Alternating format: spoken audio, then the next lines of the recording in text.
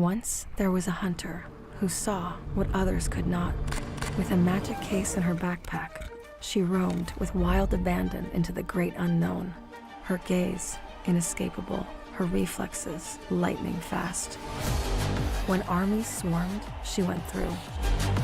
With eyes open wide, hands steady, holding, watching, capturing everything in sight.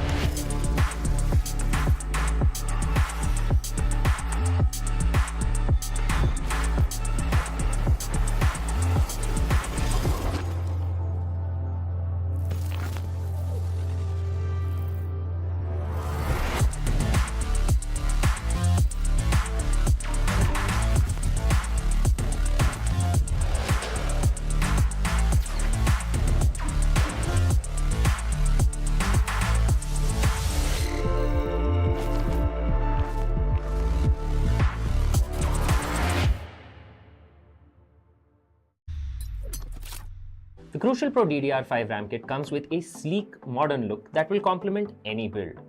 But aesthetics aside, it's the performance that really matters. So let's dive into it.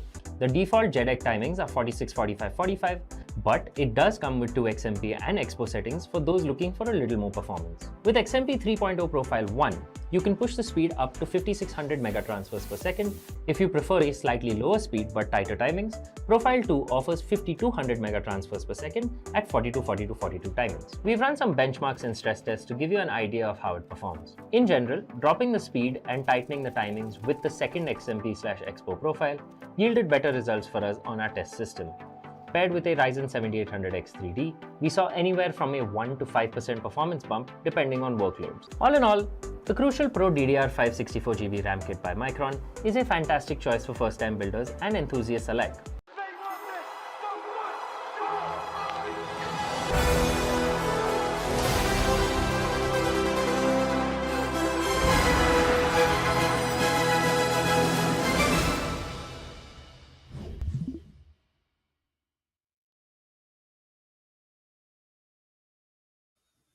Brand new season is upon us, ladies and gentlemen, for the Esports Club Showdown Series Season 4 Valorant, powered by Crucial by Micron, with our GPU partners being Zotac Gaming and our media partners, Gossip.gg. We went on a very short little break compared to what we had to go through for Season number 2 versus Season number 3. And hey, we're back. Brand new teams, brand new faces, but still the same old casters. It's going to be me, your boy, Aggressive, with my main man, Azora, on my side to bring you all of the action. And Azora, how excited are you for Season number 4? Because there's a bunch of new teams that have really caught my eye.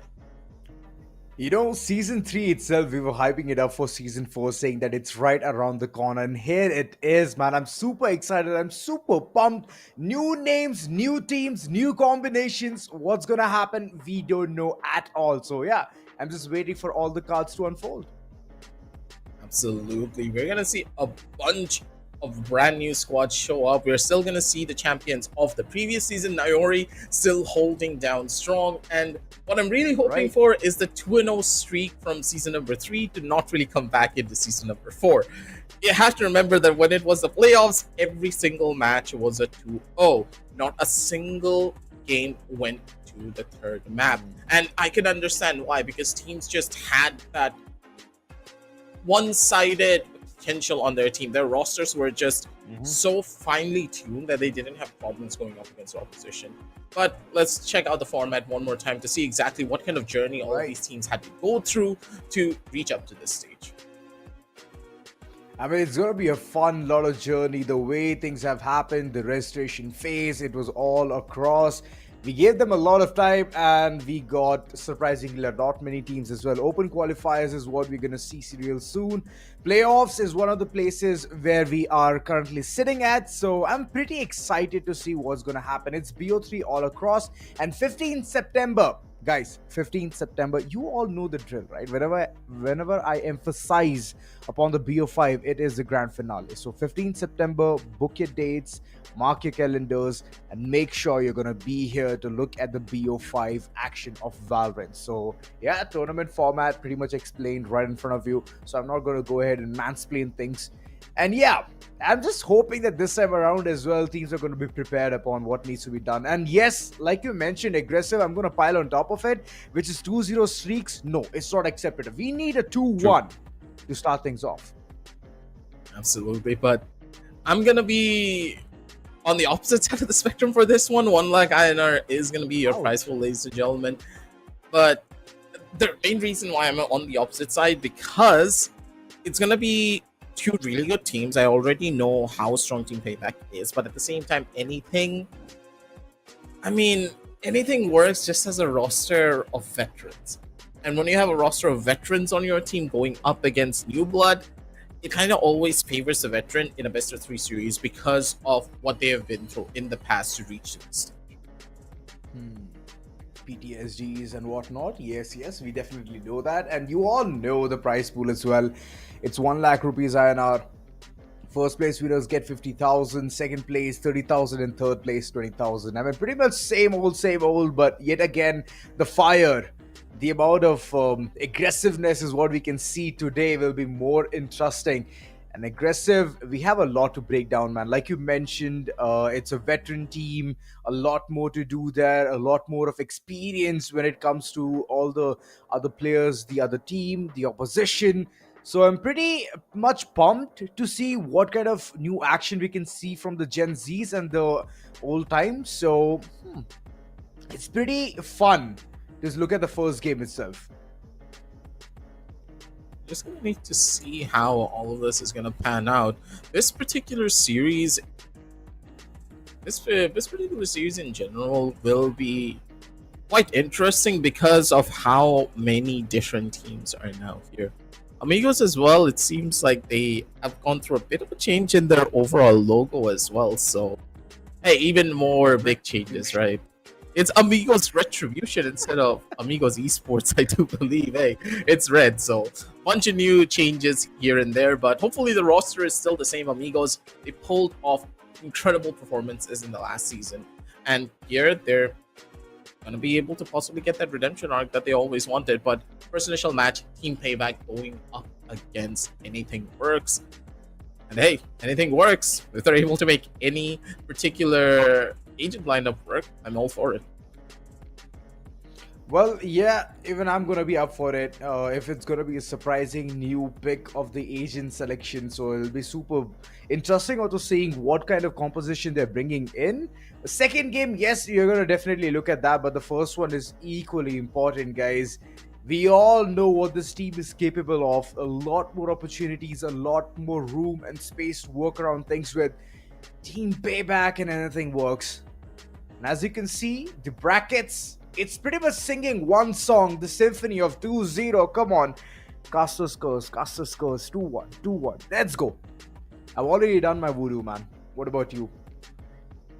I mean, my caster's curse never works. Your one does better, so I'm just gonna keep my mouth shut and let things play out. But on the other side of the spectrum, let's talk right through the overall board here, because Naori did go up against Anything Works and they were able to take down Anything Works on a 2-0 scoreline. Naori, of course, the champions of the last season. Now, Anything Works, they are here to climb back up towards that grand finals. Why do I keep on putting the spotlight onto Anything Works?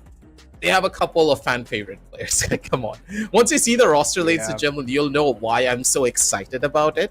A lot of you may not know, but many of the highly hyped up players that we had in previous tournaments here at the TEC are in this particular roster. Them losing up against Naori, it's not going to be a big surprise because Naori, they stated it themselves when he interviewed Panda in season number 3 that they were still a brand new roster trying to figure things out. Now they have gotten the gist of things.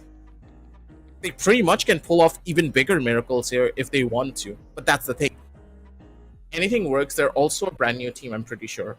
Couple of friends coming together with incredible talent trying to play together on a team. That's why their name is Anything Works. They're trying to make things work out in the way that they can. But on this lower bracket run, you've lost that second chance that you could have had in that upper bracket. I mean, anything works. Well, for now, it needs to be something at least. Team PayBack is already waiting around the corner. Top 5 agents, I mean, from the previous season itself, we can get all the kind of information that we need. But yeah, as you could see, the earlier times itself, as we were heading towards the playoffs, we could see all of these players pick certain kind of agents. And here it is, Omen, Sova, Killjoy, Jet, Breach. Pretty much looks like a very beautiful composition for multiple maps. And top 3 map picks, Lotus is still shining, man. This is such a surprising fact. At one point of time, nobody wanted to play Lotus. Every single one of them were like, you know what? Screw it. We don't want to play Lotus at all. And then later on, once Breeze got all the hatred, Lotus came into the picture. Lotus is being the fan favorite right now. Every single one of them playing in that. And then even Icebox is chiming in. Haven out of nowhere? Man, what's going on? I mean, Ascent, where are you? I cannot see you. Miles away. Just gonna need to see how this goes. Haven, it's slowly catching up though. When you look at the percentages, all of them are pretty much the same. It's an equally picked up map pool. Abyss still being the hated child, the middle child that everyone is starting to forget about here in some instances. But I guess it's okay. Give it a chance. Yeah, Start is to it? pick up this map. Is it though? I mean, it could be the older one that no one wants to talk about half the time. Seems like you're going through a lot of family conundrum here, aggressive. But in any Yeah, which go case, for it. all the best to you. I mean no disrespect, all the very best. I hope everything is perfect at your place. Moving forward, and I'm hoping that today's games are going to be perfect. Not perfectly 2-0, but then at least perfectly 2-1 is what we are hoping. V in the sense me itself. It's a aggressive. Aggressive has already planned to keep his mouth shut. Looking at the way Sunset coming into the picture. Likey! Nice! Sunset being the second map. We could only see a little bit of a sneak peek. Now we're going to look at the real picture. The map veto is already done. As you can see, Ascent being the first pick. Yes, that definitely bumps it up with some kind of percentage here. Second goes for Sunset. I mean, it's a beautiful map. The teams are opting for two dual-sided map and then later on heading towards a three-sided map, which is Haven. So Decider is going to be super interesting onto what can be done from the attackers end or the defense end. But yeah, I'm just hoping that it goes towards a decider, man. I'm just hoping for that. Team Payback versus Anything Works. Today's games are going to be super, super fun and interesting. The first one itself is going to give a really good benchmark. The second one, well, you all know, man. Amigos, Retribution is here.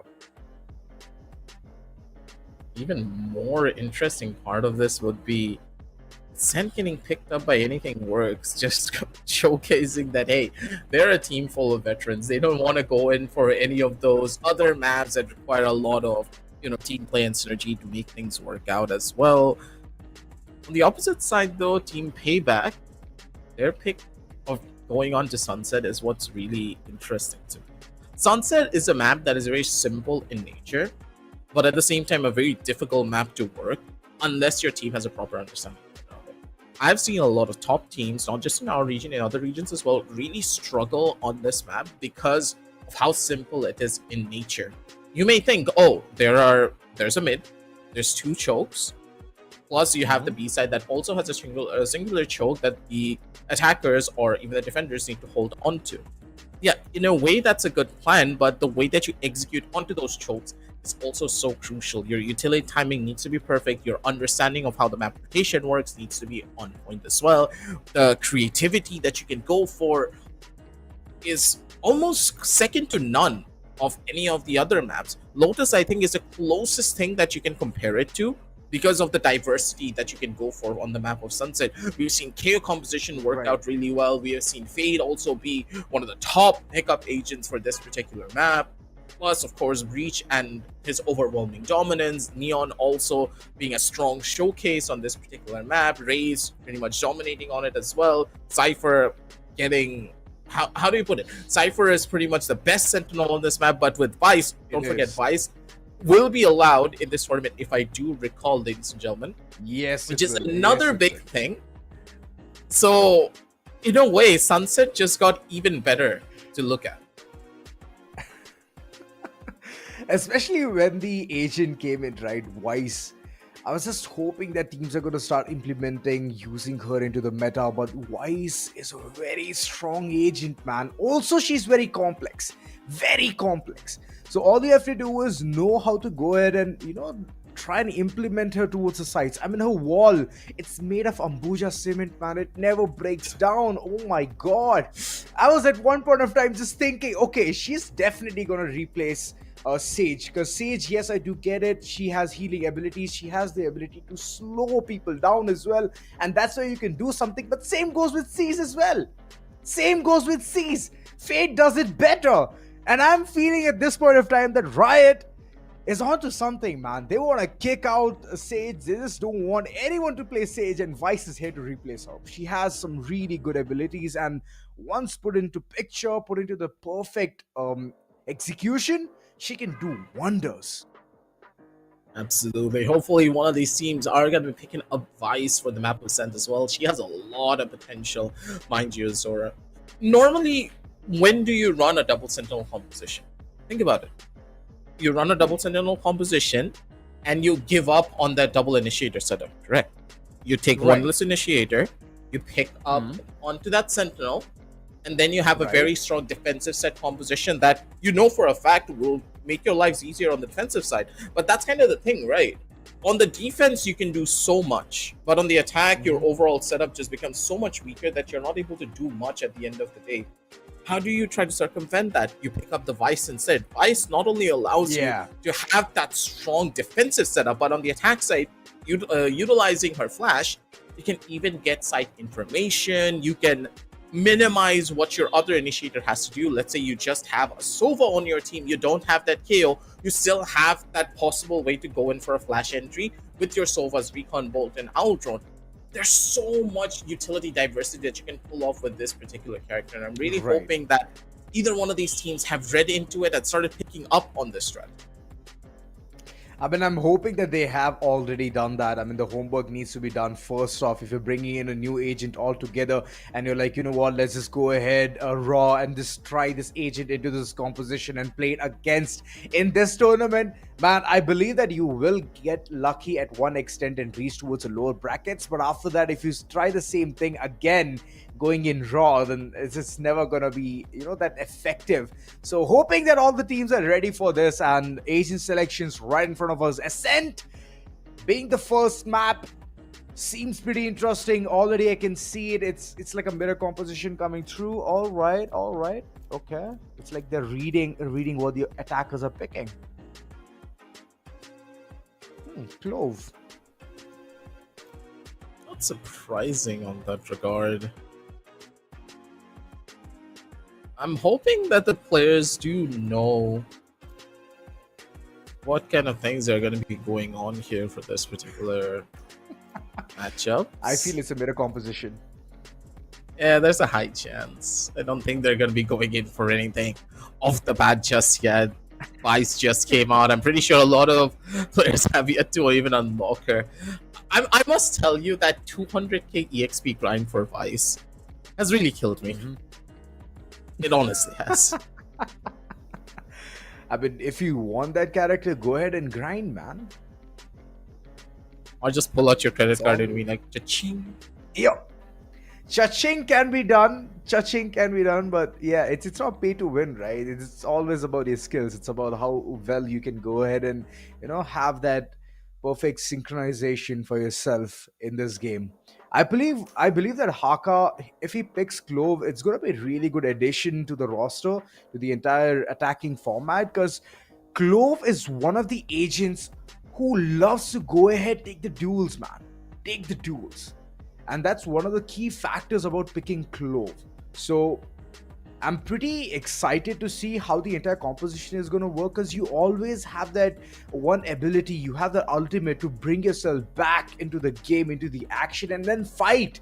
Take a fight, pick it, win it. If you lose, of course, you're going to die twice. But if you win it, it's going to be a reward for your team. And you get revived yourself as well. So I'm hoping that the attack side, Clove, is going to be a perfect composition for the entire team. But moving forward towards the defense, I mean, Omen is a really good pick. I do get it. I do understand. And we all are waiting for the way how these teams can go ahead and implement these two agents in this picture. Moving forward, it's going to be PYP versus ATW. Well, PayBack. And yeah, of course, one of the crucial teams here. Hoping to go ahead, toe-to-toe, anything works. What are they going to do? Pistol round in front of us. Who's going to take it all?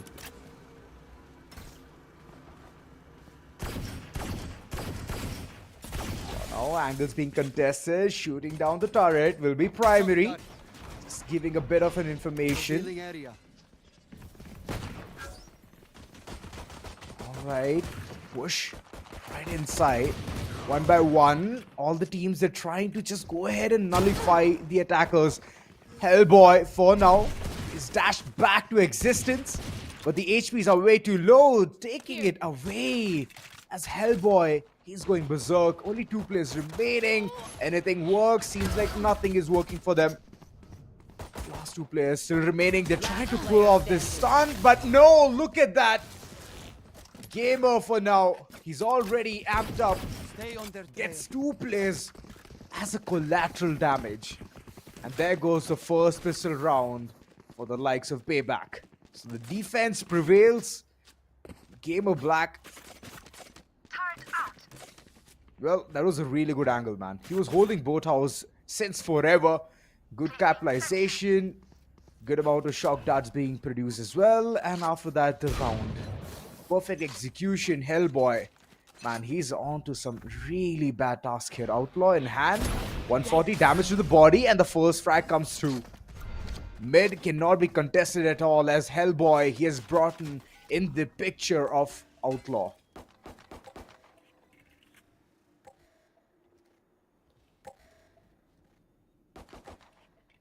Slow and steady, yet again the approach. If anything works, they're heading towards side B itself. And again, the shock dart. My oh my, the second one. Lucia was so close to death. But he bounces back. Running forward towards mid. And Hellboy, he's still holding mid so dearly. Kel'Thuzad. A swing. The smoke being equal parts here. Good amount of presence of mind. Cartier. Ghost has also joined, accompanied his beloved friend. And this is the push. Kel'Thuzad is just waiting for it. Haka. 30 seconds left. Well, he should have been aware. He should have known the position, the situation here. Here comes the paranoia. This needs to be done right now. And there comes through. But yeah, the entire team of Anything Works. They're still sitting tight. Sitting pretty. Finally, Kel'Thuzad is going ahead for the move. Gotcha, he does not know whether people are pushed or not. But it doesn't matter. The crosses were perfect. The second round rolls in as well. The bonus, it is crediting them a lot. And they're building a buck, man. They're building the entire bank. But here comes Atomic Wild. They have the buy round. They can bring in all the weapons they need. Since the upper bracket qualifiers, here's a bit of a fun fact. Started yesterday, 6 different maps have been played, all with an equal 16.67% pick rate. No map favorite here, just pure variety. So that's a lovely part, guys. And such kind of fun facts is one of the things which our producers have thought about bringing into the picture. And I love it. I love the addition of it. Gives a lot of variety, gives a lot of topics for us to talk. And 16.67 for every single map. The variety indeed. And that's one of the varieties which the team is bringing in as well. PayBack. Well, now yet again, the Outlaw is going to shine. Hellboy pummels down Haka. The smokes are not going to work at all. I mean, I do get it. After the life as well, Clove can go ahead and place those smokes. But unfortunately, those smokes are not going to be working out. It's not at the right place. The max they can go ahead and smoke is the mid. That it towards well, so all the very best. Anything works. They need to be quick on feet. Again, Kel'Thuzar getting pincered and Cartier. Well, he's there around the corner to swing in and has the perfect weapon to do a lot of damage as well. Spectre. Enemy tag. Fire rate being on point, and Lucia, they're heading towards the side. Oh, this was a big mistake. Last moment, the information came, and Sova gets pummeled down to death. Smokey, playing very cautiously, knows that they have to go in for a post-part scenario, and that's what they have done. Lucid owns you. Nobody owns you, my buddy. Nobody can. Smokey, he had a perfect angle, but unfortunately could not do much there. The last few and the cookie crumbles. PayBack gets the third on board, and the economy of anything works is already shattered. It's gone.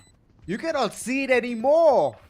Next round, yet again, they're going to be working around things with a half shield and sheriffs all across. Other than that, they can go in full eco. I believe they should go full eco because the loss bonus, even though it stacks, I do get it. It's all about the perfect buys, right?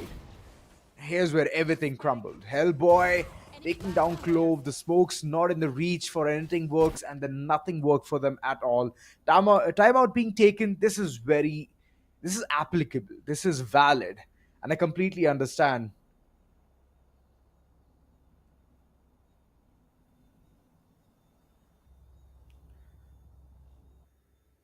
Timeout, and still the thoughts, the process, the understanding about what needs to be done. Anything works. Well, they wanted to have a solid star, but unfortunately that solid star looks too weak. It looks like liquid at this point of time, more like gaseous state. And they need to put it back together, man. They need to condense those thick clouds and make it back to a solid performance. But still, the icebreaker is not yet brought into the picture. It's still 0 for anything works. And after this timeout, I'm hoping that something might fall into their arms. At least a single round. But the economy, it's already in shatters, man. And on the other corner, PayBack. Well, they have nothing to pay for. Every single one of them looks pretty healthy. Nobody trying to go ahead and, bring in that big operator as well. And Hellboy, all this time, he was rocking that outlaw. Little did he know that if he brought in that outlaw in this round as well, he would have gotten more value. And now, isolated information on where the Sova is going to be, but Webhov, an off angle, taking down Lucia. And right off the bat, he's going to put in the nano swarms as well. There comes Gamer with the spray through of the Odin, paper thin walls, and brings in a lot of havoc. Players remain, and Ghost, well, why do you even bother to go ahead and battle against this man? He can take you down, tear you down, Lucid owns you, definitely owns a sheriff shot against Ghost. Good start. And a post-plant scenario. This needs to be created. The extra credit needs to be banked upon. 300 credits in their pocket.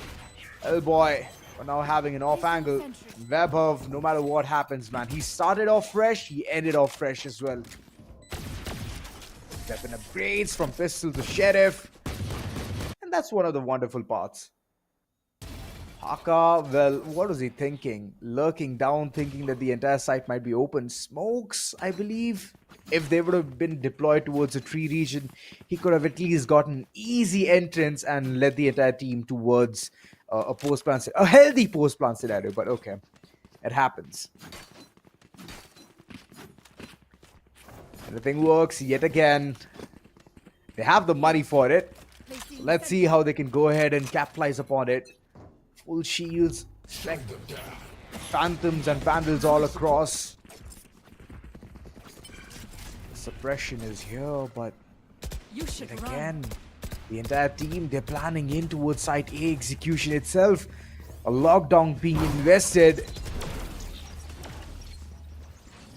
I feel that the entire team needs to flush out from this corner. Hellboy, what was he thinking? He's baiting himself. But is that bait gonna work? Oh boy. A bit more damage being dealt here. Those being shot right on their face. Kel'Thuzad holding an off angle. He's there towards Hell. Hoping the entire team this time around can get at least a first round for themselves. As the entire retake, it is coming down to the wire. The angles need to be contested. And Circuit here, alright, I can see you. Haka, but on the other corner, getting most work done here. Lucia did not do much. Last man remaining, and there comes the ultimate. The utilization, Haka. It doesn't matter. As a spike, it's gonna be ticking down. And exploding at one point of time. Anything works. Finally gets there first. But not the healthy one out there. 4 players died in the previous round, so they have to invest yet again. It was only Lucid Owns You who was alive till the end. And the money which they were creating for the next following round, it's again breaking. So they need this round yet again. And that's a big ask. That's a big ask. Hellboy, bring in the operator as well? Well, I was expecting it to be a bit earlier. But finally, he has woken up from the slumber as well. He's like, yeah, I'm being in the defense. Let's just go ahead and capitalize with the operator. And that's one of the crucial things in this map. Okay, you have that room and space to go ahead and work around things with.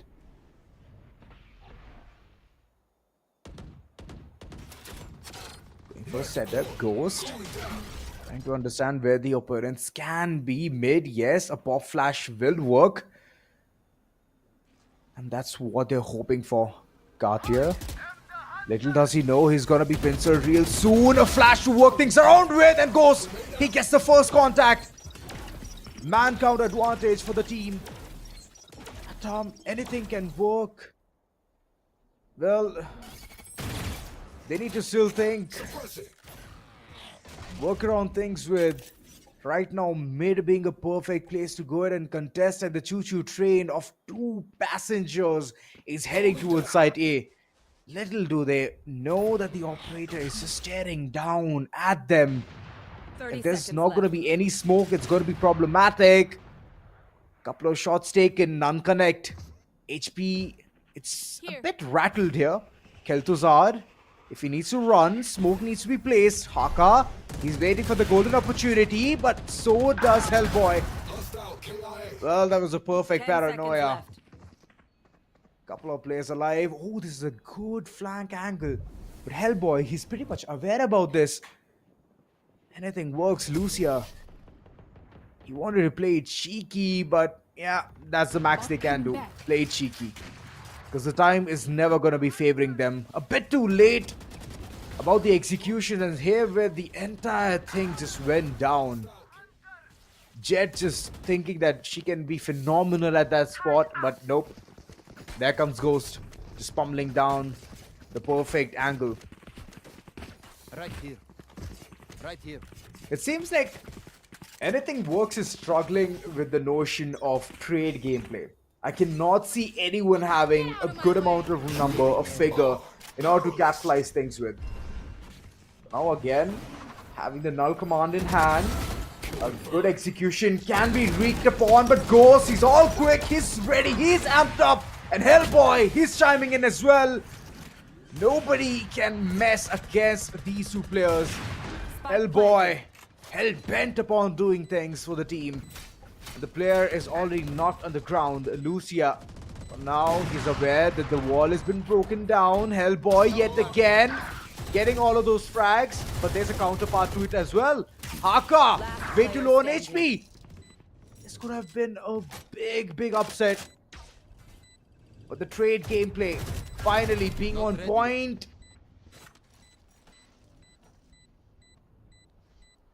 Gamer, what's he gonna do? For now, he needs to bounce back. Save that Odin.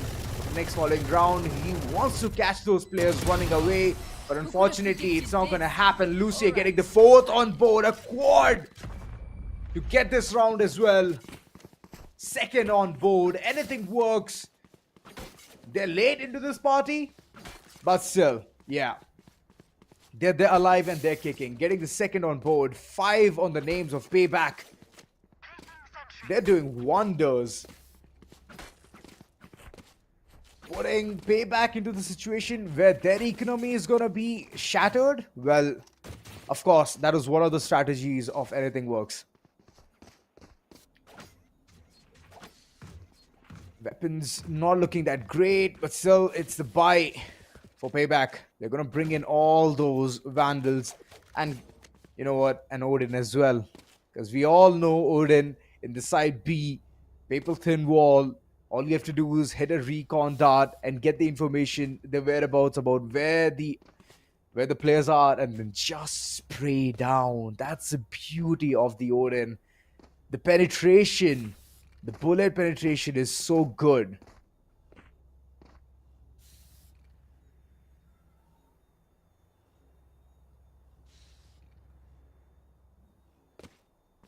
Technical pause. I hope it's gonna be sorted real soon. Sorry for the inconvenience. 7 more seconds. This is what we all are waiting for. When is it gonna happen? When is it gonna be time that we can see something happen here?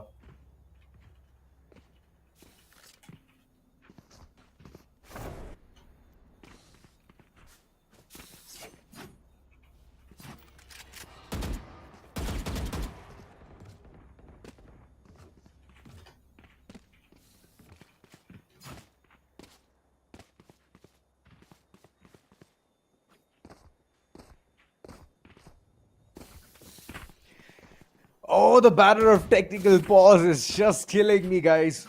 I know you all are excited too to see what happens in the map of Ascent, but seems like the storyline is pretty much hell-bent towards PayBack itself. They are playing amazing, phenomenal. First 4 rounds being into their pockets, and later on, one in the midst of all of the action. Anything Works on the other corner. Well, it's only been 2 rounds that they have made things work for themselves, and right now, looking at the way they've already built in that economy that they need, it seems like even if they lose this round, it's all right. They will have that loss bonus and they can get that round for themselves, the next one.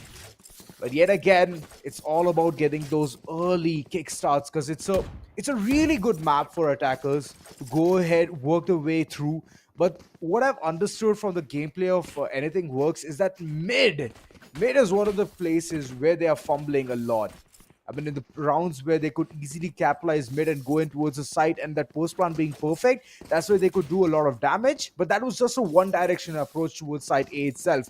They went in towards A main and created a post plan scenario, won every single battle, and that's where the 3 players were alive in the previous round. So I'm hoping that things can shape up to be a perfect picture for them if they explore more of the mid regions. Need a drop. And that's where even Hellboy chimes in as well, right?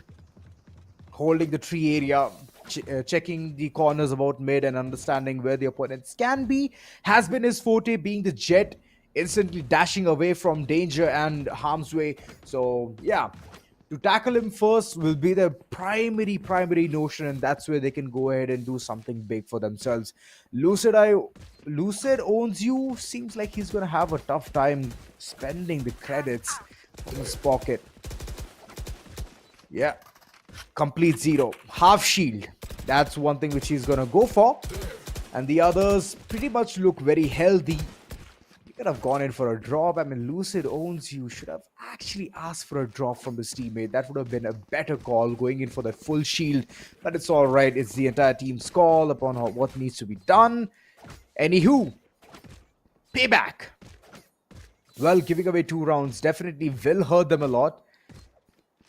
And yeah, even they're coming into the part where 100, 750 and 800 credits is going to bother them a lot. Give a bleak.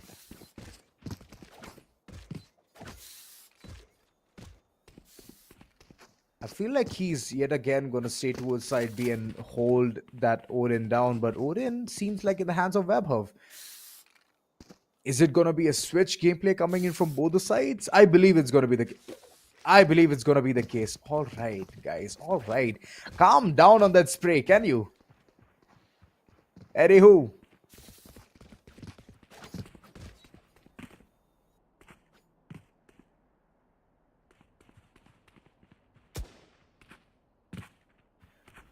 Well, yes, there has been another technical pause. A player has disconnected. So, yeah, until he comes back, we're going to take a small little break. See you on the other side.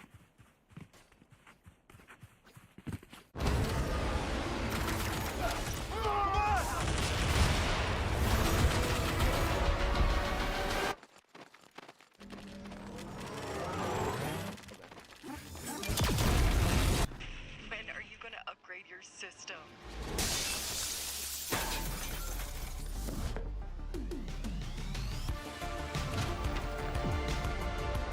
Alright, let's do this. Once there was a hunter who saw what others could not. With a magic case in her backpack, she roamed with wild abandon into the great unknown. Her gaze inescapable, her reflexes lightning fast. When armies swarmed, she went through. With eyes open wide, hands steady, holding, watching, capturing everything in sight.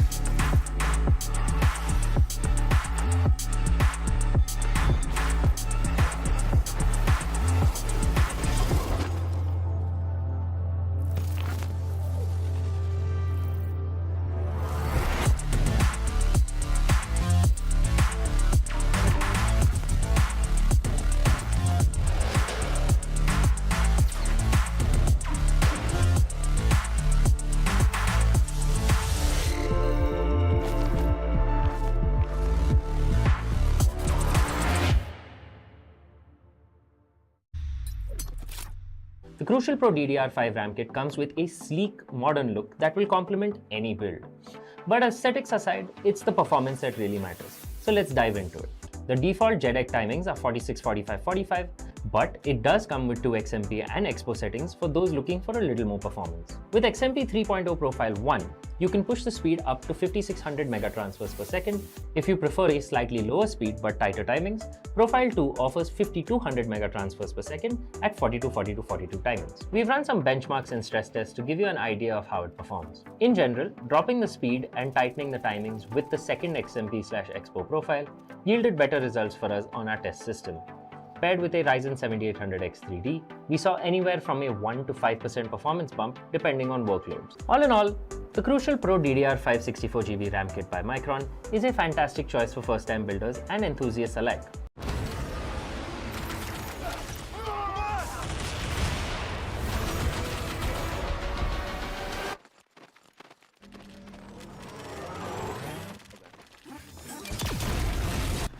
When are you gonna upgrade your system?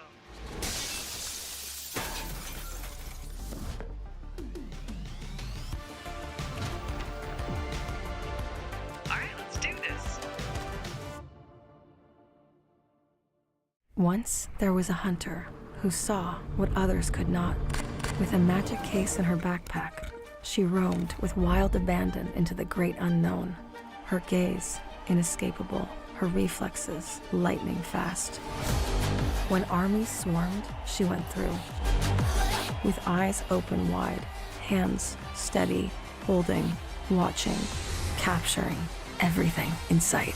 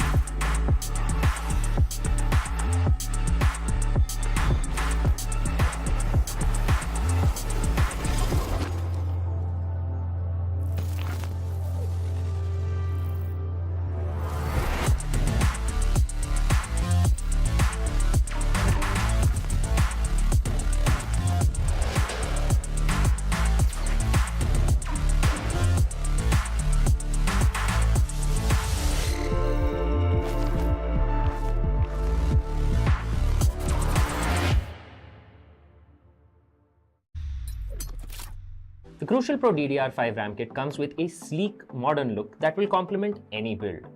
But aesthetics aside, it's the performance that really matters. So let's dive into it.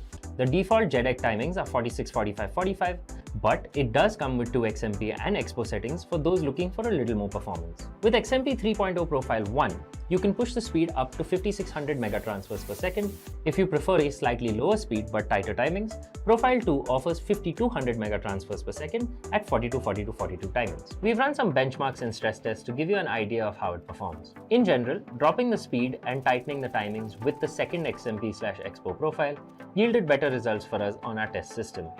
Paired with a Ryzen 7800X 3D, we saw anywhere from a 1 to 5% performance bump depending on workloads. All in all, the Crucial Pro DDR5 64GB RAM kit by Micron is a fantastic choice for first-time builders and enthusiasts alike.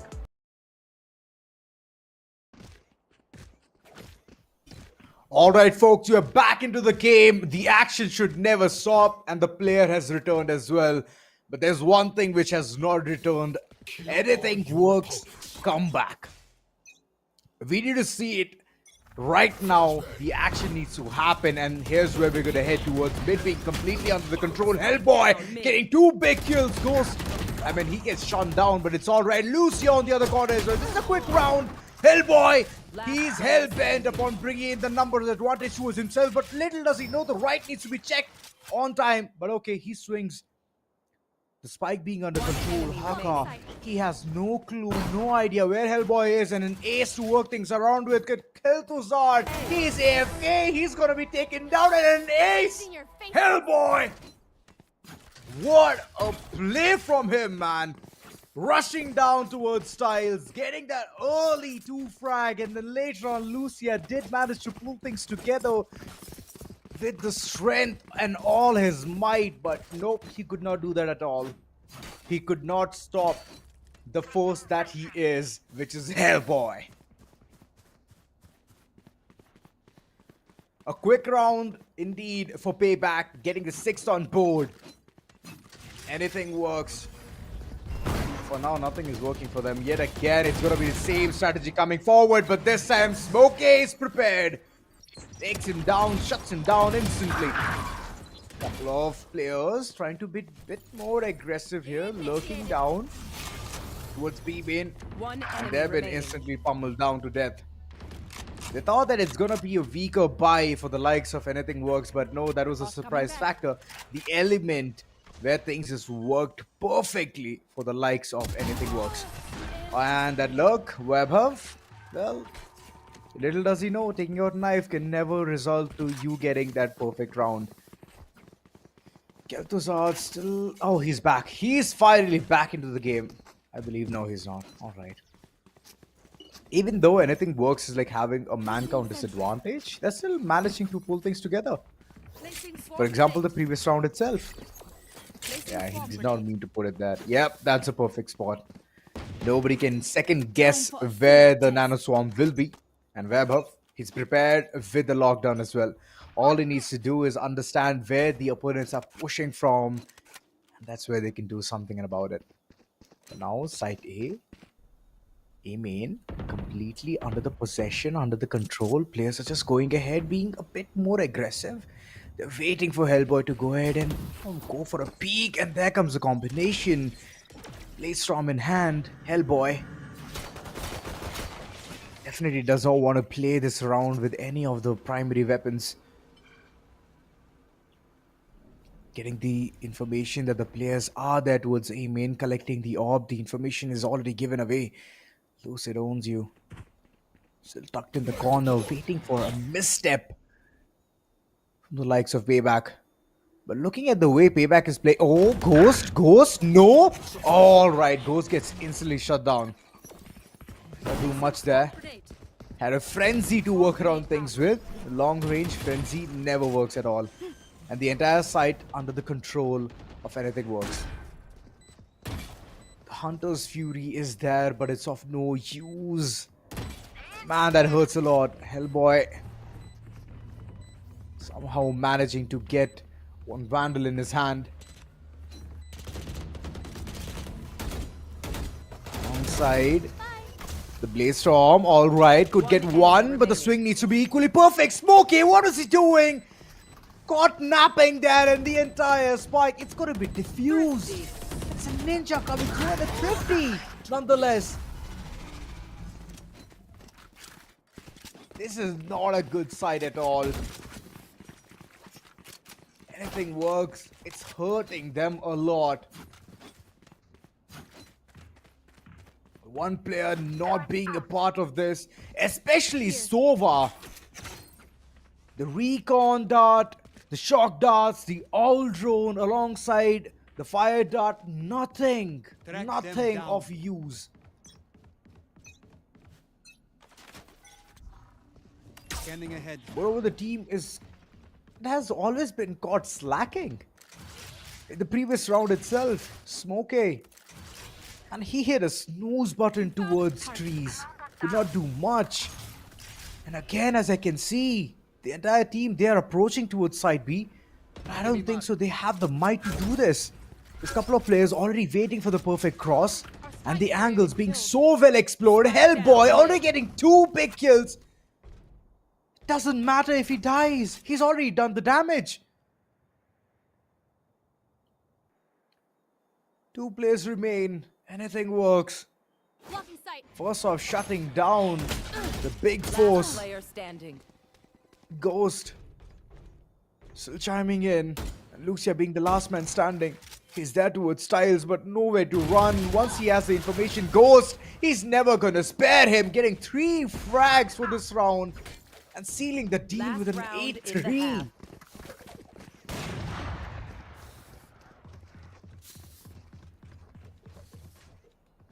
This is more like a one-sided affair now. And once the sides are gonna be swapped, I mean, I do get a defense-sided map. A lot of advantage towards the defenders that they can do a lot of pivot, they can rotate a lot. But that's one thing which I'm not seeing from PayBack at all, because they don't need to rotate a lot. They already know that one player is AFK and all they have to do is pummel down 2 players and move in towards a spawn, get the 3rd one, and later on it's all easy peasy, lemon squeezy. Oh, Lucia has a little bit of an information. Hellboy, he's trying to be very sneaky about this. He knows the play which is coming through, already pre-aiming, pre-visiting all of those spots, but he misses. A swing and a miss, but the second one won't at all. Lucia gets shut down. And the player's heading towards 3. I don't think so. It's a good side at all. 1 by 1, Haka. He did get 2, but he did not see the 3rd at all. Ghost, he was just waiting, lingering towards the wine cellar. And yeah, he's just here, happy to live and breathe. Just to check, he had his knives out. Where the player might be, but wherever. He's like, you want to have the 4th kill? No, I'm not going to give you that. 9-3 being the first half. Already it seems like a one-sided affair. It's a 4v5, man. Hurts to see this scenario every single time. Hell boy, the first shot misses, but the second one connects. Wow. And the other one as well, I mean, towards 3, he had his eyes completely locked and loaded, thinking that, you know, whatever happens, I'm going to keep this entire site fortified. And that's what he did with that monstrous of a weapon, which is the operator. Pistol being very vital. Anything works. They need to win this one. They need to somehow. And if they don't, then they cannot. They don't have the living dreams or hopes of winning this particular map. Haka, way too aggressive. He's the smoker of the team. He needs to play passive, but still the might of going ahead and taking the battle head-on collision, tackling the bull by its horn, has been one of his crucial things. Push comes to shove. Hellboy already knowing where the opponents can be. There goes 2. The reveal equally perfect. And the entire site under the control of PayBack. Look at them aggressing forward as well. They've taken control of multiple places. Already having their eyes upon towards the broken Wall as well. The shutter is going to fall down. Lucia, one shot is what he needs, but one shot all he gets. He misses it, and he won't get any more frags moving forward. That's what happens if you whiff the first shot of the Sheriff.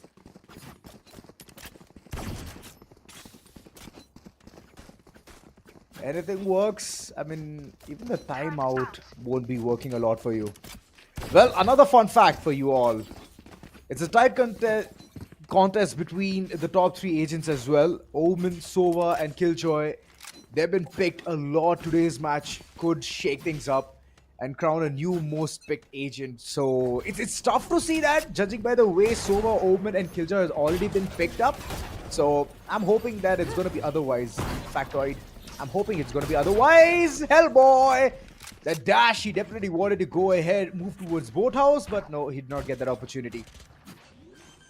Getting the control towards the site has been so easy for PayBack. Anything works. Well, if they understood the entire gravity of the situation earlier on, it was site A. They could have just second guessed it and it would have been the right guess, which was site B. But still, they did not go ahead for the gamble stack. It was still towards the spawn area itself, because the entire push for the team of PayBack was so easy and they made it look like that. Haka for now, good for one. He did spray the opponent down, but okay, Hellboy is already quick on his feet. One enemy remaining. Nobody can even tackle this entire situation. Last one, of course, AFK and Kel'Thuzad. He's got to be taken down. Hellboy sealing the deal. My oh my, he's having a smile. He's having a ball in this game. And that's one thing which the defenders need to think again. Timeout being initiated, a 1-minute timeout, and all they can do is think about what move can be set up next. It's a tactical timeout. So bringing in Kel'Thuzad will be the primary aspect here, because losing a Sova in the defense, half of it, it's always going to be problematic. The recon dart, the shock darts, where it can be put into the picture towards B main or even towards the AWP area of A main. So that can be easily stopped and nullified. And moreover, here's another thing. The perfect execution can never be ignored if you have the Hunter's Fury. Once you have it, you can go ahead, do something big about it. And that's one thing which Anything Works is missing out on. So bringing back the player will be one of the primary things that this team needs to do.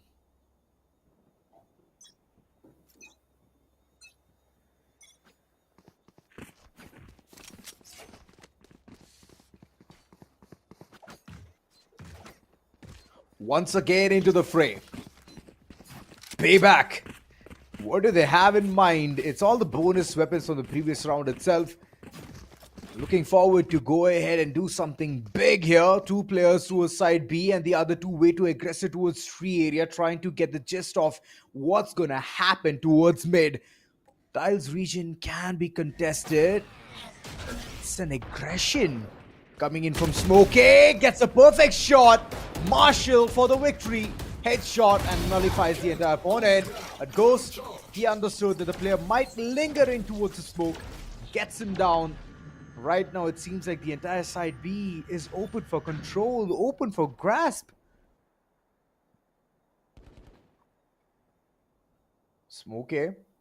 Spike planted. He took an initial battle here towards mid against Hellboy to take some kind of a beating from the Guardian. Right now, he's just waiting for the golden opportunity. Swings and he misses. A lot of damage dealt upon him. Blind as a bat, he needs to run away for his life, but he's not running away. He's not that man. He gets a couple of frags, make it a 3. Katya still trying to do a bit of her damage here, but it's all right. It all comes down to the defuse, and it's going to be easily done. The trifecta. Anything works. Smoke A. Well, he started strong and he finished strong as well. Flexing all of those shots with his Marshall was vital, was very important. Shutting down Hellboy, especially. That man, the moment he gets kills, he gets buffed up. And nobody can nerf him, nobody can humble him down Unless there's gonna be his arch nemesis, Jet rivalry, being the best Jet in the server. And Smokey, he definitely beat him to the punch in the previous round. Shutting them down. Bonus buys and the weaponry being absolutely on point. Again, aggressiveness, Smokey. This might cost you. He does not know the corners are going to be checked. Wabhov, what a slap on the face with the sheriff that he had. That's an early loss. Even though the flashes are gone out of the picture, it just seems like it's not looking good. Oh, Hellboy! A spray being blind and still getting the opponent. Lucid definitely made a mistake there. Should have taken matters into consideration, taken it slow, but Hellboy, he knows what needs to be done, man. It's just too easy for him. Point. Absolutely looking buffed up to the point where nobody can even dethrone him. Sitting with 27 frags? Man, oh man, he's doing a lot for the team. PayBack is lucky to have him. And Hellboy is lucky to have the entire team as well. The combinations, the permutations, what they're bringing in, the smoke combination from Ghost, and the way they're just going ahead, peeking in those corners is amazing. Dash inside the side and nothing looks nice at all. Isolating with a fragment, shutting down the doors upon the defenders itself. The entire team is prepared for all the shenanigans that this team is ready to pull off. It's a backstab and it's a shutdown. No way on earth anything can work in front of Wabhov. He's taking down every single one of them, and the last man standing towards the spawn, Kel'Thuzad, being taken out of the picture, and it's game done right, dusted. Well, nothing worked for this entire team, man. Nothing at all. They planned so much. They took timeouts. They wanted to understand the gist of what's going to happen towards this team, what they're going to do. But unfortunately, nothing of that sort worked. Kel'Thuzad, he's a vital aspect. He's that missing piece for the team. And taking Sova and then being AFK, man, it definitely hurts a lot. Getting that early insight, recon dart. Man, oh man, not being used. Even the owl drone gives a lot of spotting. And nothing of that coming into the picture did definitely take away the will of the entire team to go ahead and do something big. So anything works, for sure the first map has not worked for you. But moving forward, I'm hoping that the second map does, because it's sunset. And we all know the mid-game, the mid-round gameplays need to be absolutely perfect, and the lurks as well towards mid. It's very, very vital. But for now, let's just go ahead and take a look at the crucial moments, because those are vital as well.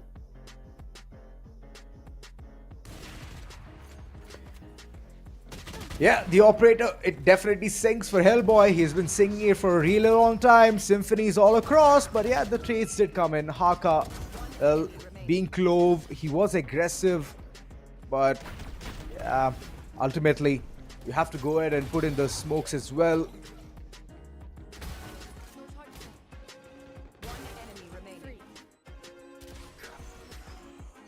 Yeah, but there's a beautiful clutch by Smoker. Yeah, this was the clutch. Man, with the martial shots, this man did not budge at all. But later on, it was all about those backstabs, right? Backstabs, if it gets initiated, it doesn't matter at all. And yeah, that's how the entire team just went crumbling down on the map of Ascent. I mean, I do get it, it's a paper-thin map, but still, you can do something big there. Eventually, those backstabs did not pay off at all. At the end, as you all could see, Bladestorm in hand, Smoker did try a lot. But ultimately, it was Wabhov, man. Wabhov to the victory, Wabhov to the rescue. He understood the situation. And then those shots were absolutely phenomenal. One tap to the head, man. Smoker could not even breathe or even think about throwing at least one knife on his opponent. So, yeah. He wanted to be a ninja, but unfortunately could not do it at all. So teams need to be prepared for, of course, the next map, which is most likely going to look like Sunset. And we all know If the team is not prepared with the mid game plays, if they don't know how to lurk around, it's always gonna look bad. And one more thing that anything works need to refine is getting that fifth man on board, Kel'Thuzad.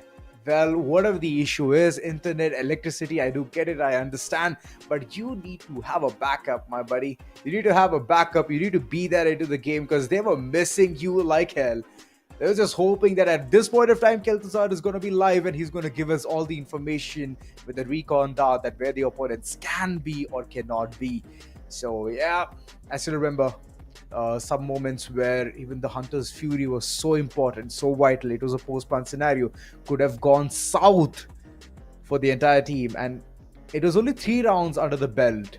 So yeah, just hoping things can shape up better in the map of Sunset. I'm definitely going to look at some of the stats. We're going to look at some of the stats of the previous game itself of map number 1 upon what just happened. We're really waiting for that.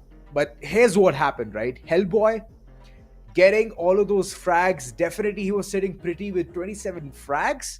27, mind you. That game did not even go long. And 27 is what he had. So the amount of control he was bringing in for the team, I definitely want to look at the amount of first kills that man initiated and brought in that man count advantage that the team needed right off the bat. So he, alongside Ghost, they were a perfect combination, the initiator and the duelist. One popping the flash, the other one going ahead, popping the cloud burst, moving in further. I still cannot forget the ace which he brought in, which he had brought in for the team. Dashing in early in the round towards tiles and then just going ahead berserk, killing 2 players. Lucia did retaliate, but unfortunately he could not do more than that. That would have been a very crucial moment according to me. I wanted to go ahead and tell the producers as well, but then yeah, I was pretty much caught into the action of the entire Valorant scene in the first map itself. But yeah, that's a lot of talk from me. Aggressive, I'm waiting for you too, my buddy. I feel like you're the Kel'Thuzad to my duo. Anywho, waiting for your arrival as well, as I can see your fancy photo right in front of me. And yeah, missing my buddy as well, because he would have added a lot of flavor to what just happened. And yeah, that's one of the crucial things, right? Yeah, anywho, it's all right. The games, well, the first one itself was pretty heartbreaking for the likes of Anything Works. So I'm hoping that the next one is going to be some tad bit better. And yes, all of those permutation, combination, whichever they were looking forward for, I hope it pays off. But here's the thing, right? I mean, we did see some factoids that 16.67% of certain maps have been picked already. It's a variety game nonetheless. But even same goes for the likes of getting the agent picks as well. Omen, Sova, and KJ. These are the 3 most picked agents. And moving forward also, I believe that they are going to be into the meta because it's so strong. It's so darn strong. You can go ahead, make a post-plant scenario, and once you do that, throw in the nano swarms. Or you can even, being the defenders, you can stop in the attackers to push in further towards the side. So these 2 agents, they can never go, which is Sova and KJ. In the matters of smokes, yes, I believe that Omen can be dethroned, but the way people have been playing Omen and the way you can fiddle around and bring in the perfect flavor of paranoia as well, that's very vital. So I believe that Omen, he's at the 50-50 spot where he can fall down or he can rise up as well. Because even Clove has come into the picture. After dying as well, if you die at a certain spot, you can go ahead and smoke those regions. And that's one of the most beneficial part of having that agent into your picture. Now moving forward, let's just go ahead and look at the scorecard, look at the way all the players have played their hearts out or not. Yes, it's Hellboy who can say that he has done absolutely amazing. First Bloods being 8, highest amongst every single player I can see in the server. Diffuses, of course, we could see him go ahead and diffuse once, but man, he has brought in that perfect execution. Moving forward, Ghost, yes, phenomenal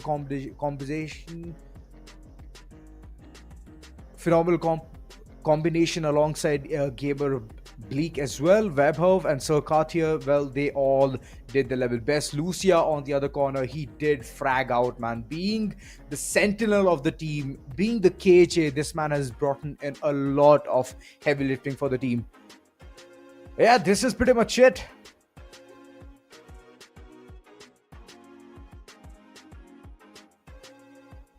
Well, yeah, this is pretty much it. I mean, the way things have been shaping out looks pretty phenomenal to me.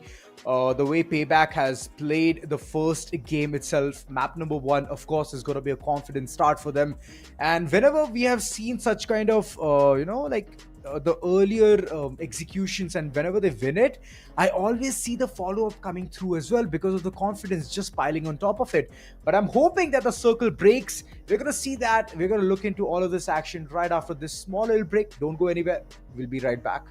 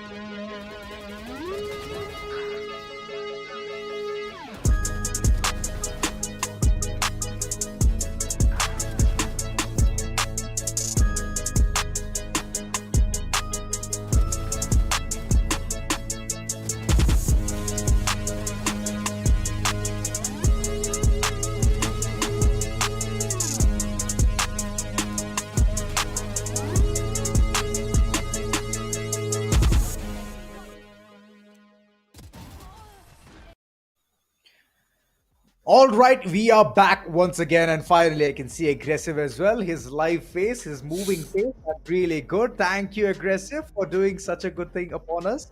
A blessing in disguise. Any which case, the first map was amazing, man.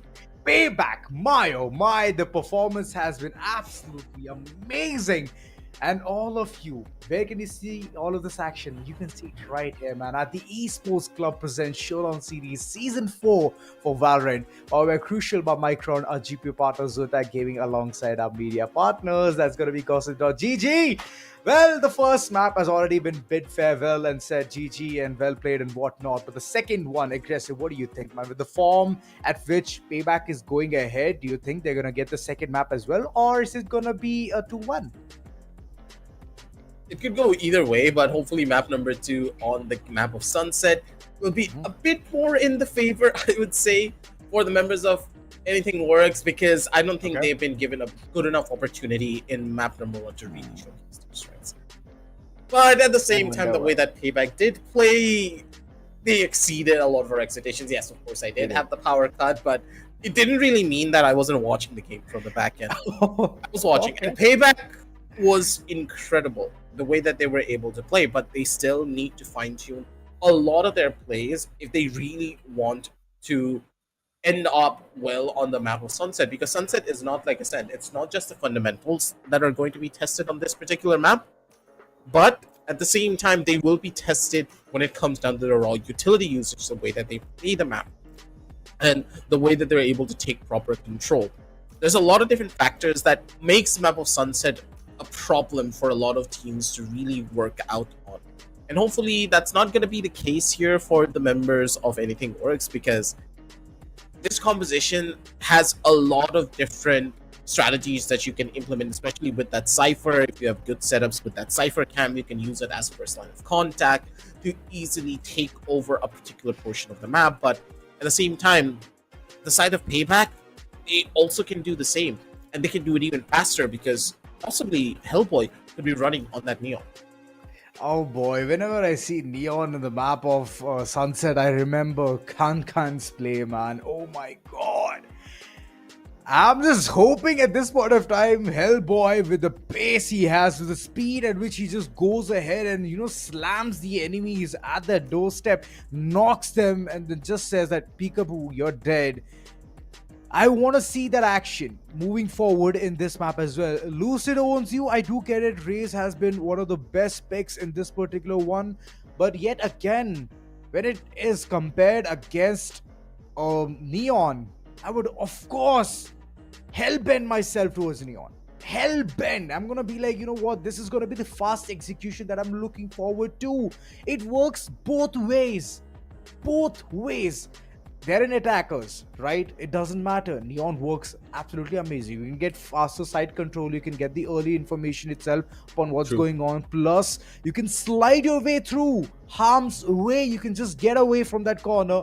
And if you want to peek, you can go ahead and do that as well. If you're Khan, might as well do it multiple times. You get twice, you do it twice.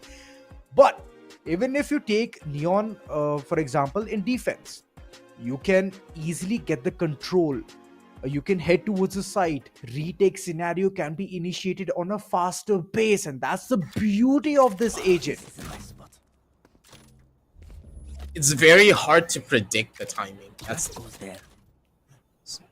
but like we have talked about this as well in the past, right? That most teams have won the series with a clean 2-0 fashion. It's been very decisive how the matches have went in season number 3, and even in season number 4. This has been a growing trend. There's a good chance that there could be a change-up with Anything Works being able to come back, take this map away from themselves, get our possible first one for either one of the teams here, and Lucid owns you. It's going to be able to take the first one, but it's going to be a bloodbath over towards the A side, where Kel'Thuzad's going to be able to come up on top. Only one player remaining, Ghost. He's up against the world right now, has the utility to make things work, but no information whatsoever to try and play upon.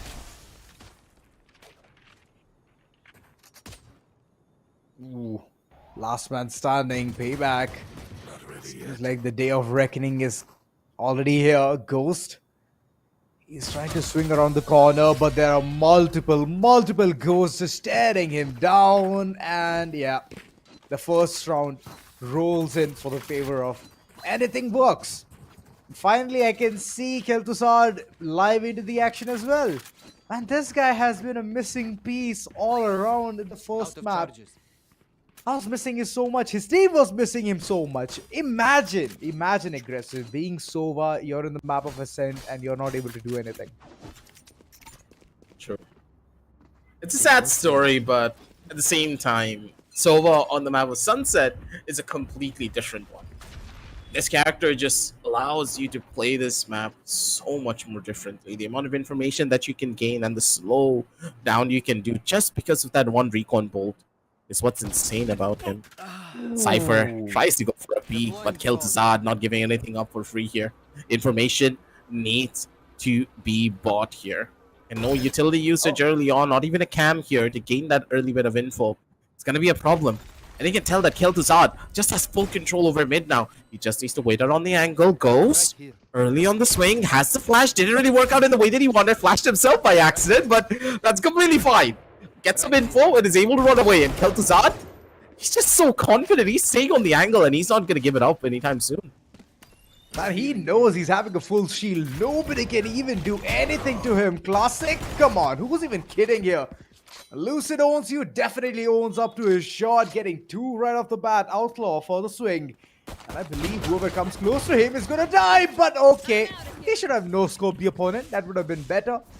Ultimately, Oh, this is couple of bad. players falling apart. Hellboy, we have seen him do wonders with the Outlaw.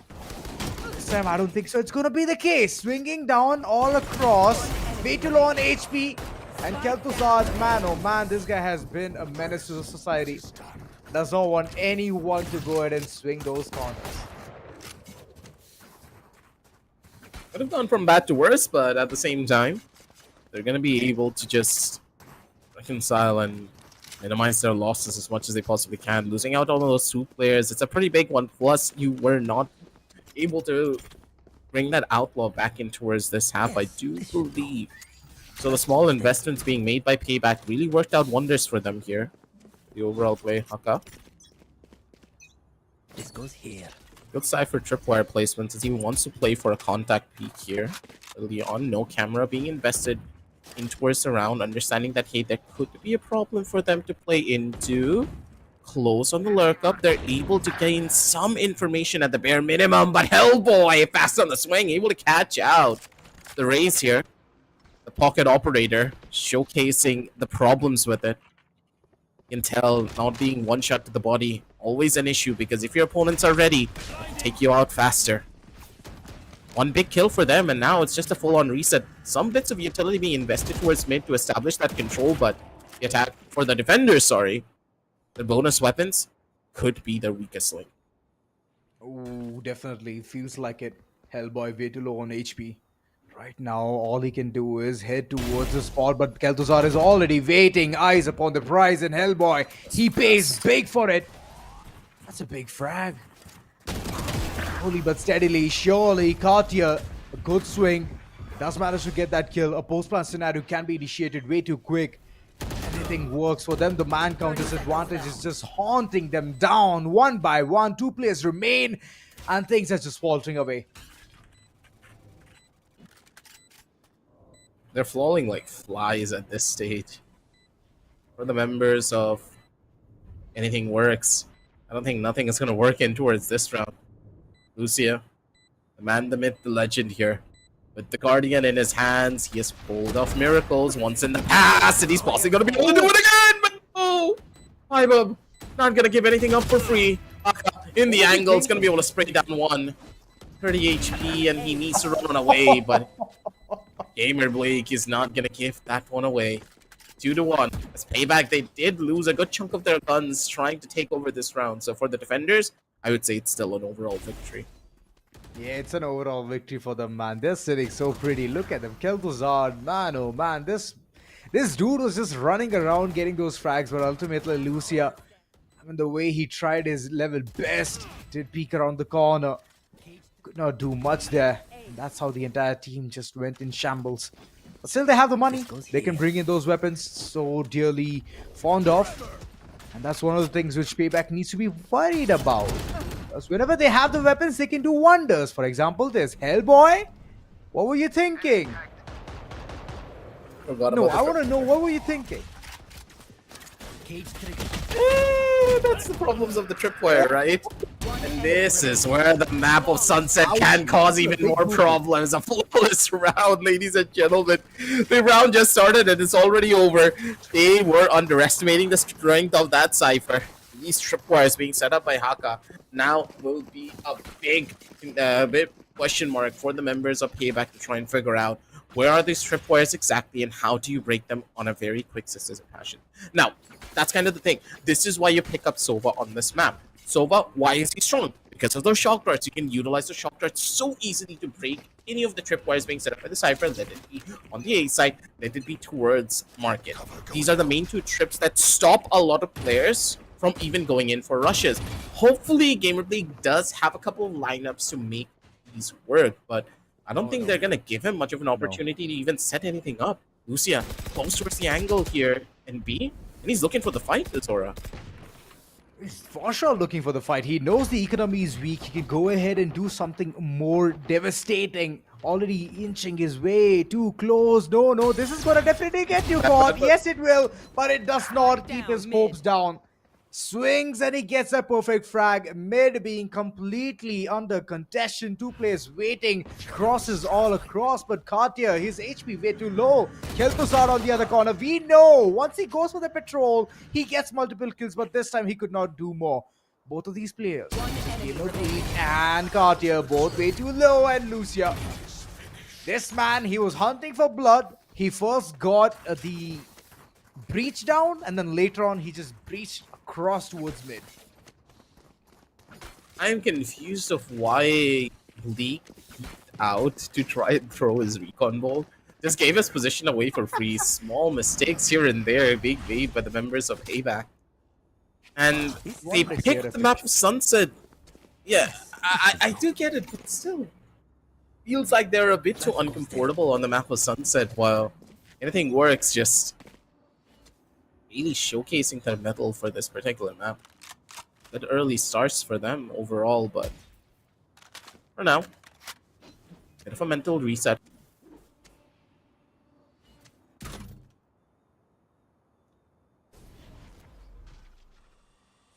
No, all I can see is sparks flying all across towards site A. There comes the information. Lucid owns you, definitely owns up to this information game. Right now, the entire team, they need to skedaddle. Still the hopes of going ahead and doing something big. That was a big nade. Hellboy. Well, you're so low on HP, and same goes on Lucid. Owns you as well. And that's a good blow to blow. Pound to pound action, as we can see. The entire choo-choo train is heading towards side A, but the mid lurk is one thing which is very weak for this team. PayBack. For sure, they're looking for some kind of a menace gameplay, but Smoker is definitely going to be the smooth one out here. Getting a couple of frags, but the third one will be a bit tougher because Webhub, he's very quick on the retaliations. Oh! One enemy remaining. Ouchie! Spike down A. Spike down. Scanning ahead. 10 seconds left. This round is gone.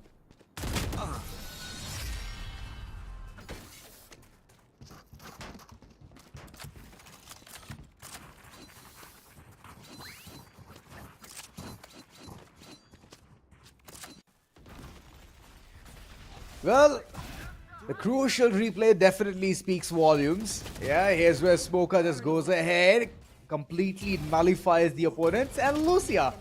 Well, this man, he does not care about the smoke at all. Disrespects it, moves further, does not even look at any corner whatsoever. Just straight on. Bam, bam. Couple of frags. And even though I could see the opponent head towards spawn side, does not matter, man. Spike was right in front of him. Ooh! What a shot! play. Remaining. Smoke answers back though with his own bullet. Is this DM? Yes. In a way. I think that anything worse, just want to give them a good amount of payback for for the map. Percent here, no puns intended. Bible. Not even expecting that play to come in from the back. 6-1. As anything works, they're making everything work here for this map. Ascent wasn't their playground, but for the map of Sunset, they're just rolling in the deep here. Yeah, those who are being snarky and saying nothing works. Look at this round, man. Look at this map. Huh? It speaks volumes. Getting 6 on board already, and Payback just mere 1 round. They have the Rolling Thunder. They have even over Scanning ahead. 4 different ultimates to go ahead and do something, right? But I still feel that they are at the losing end.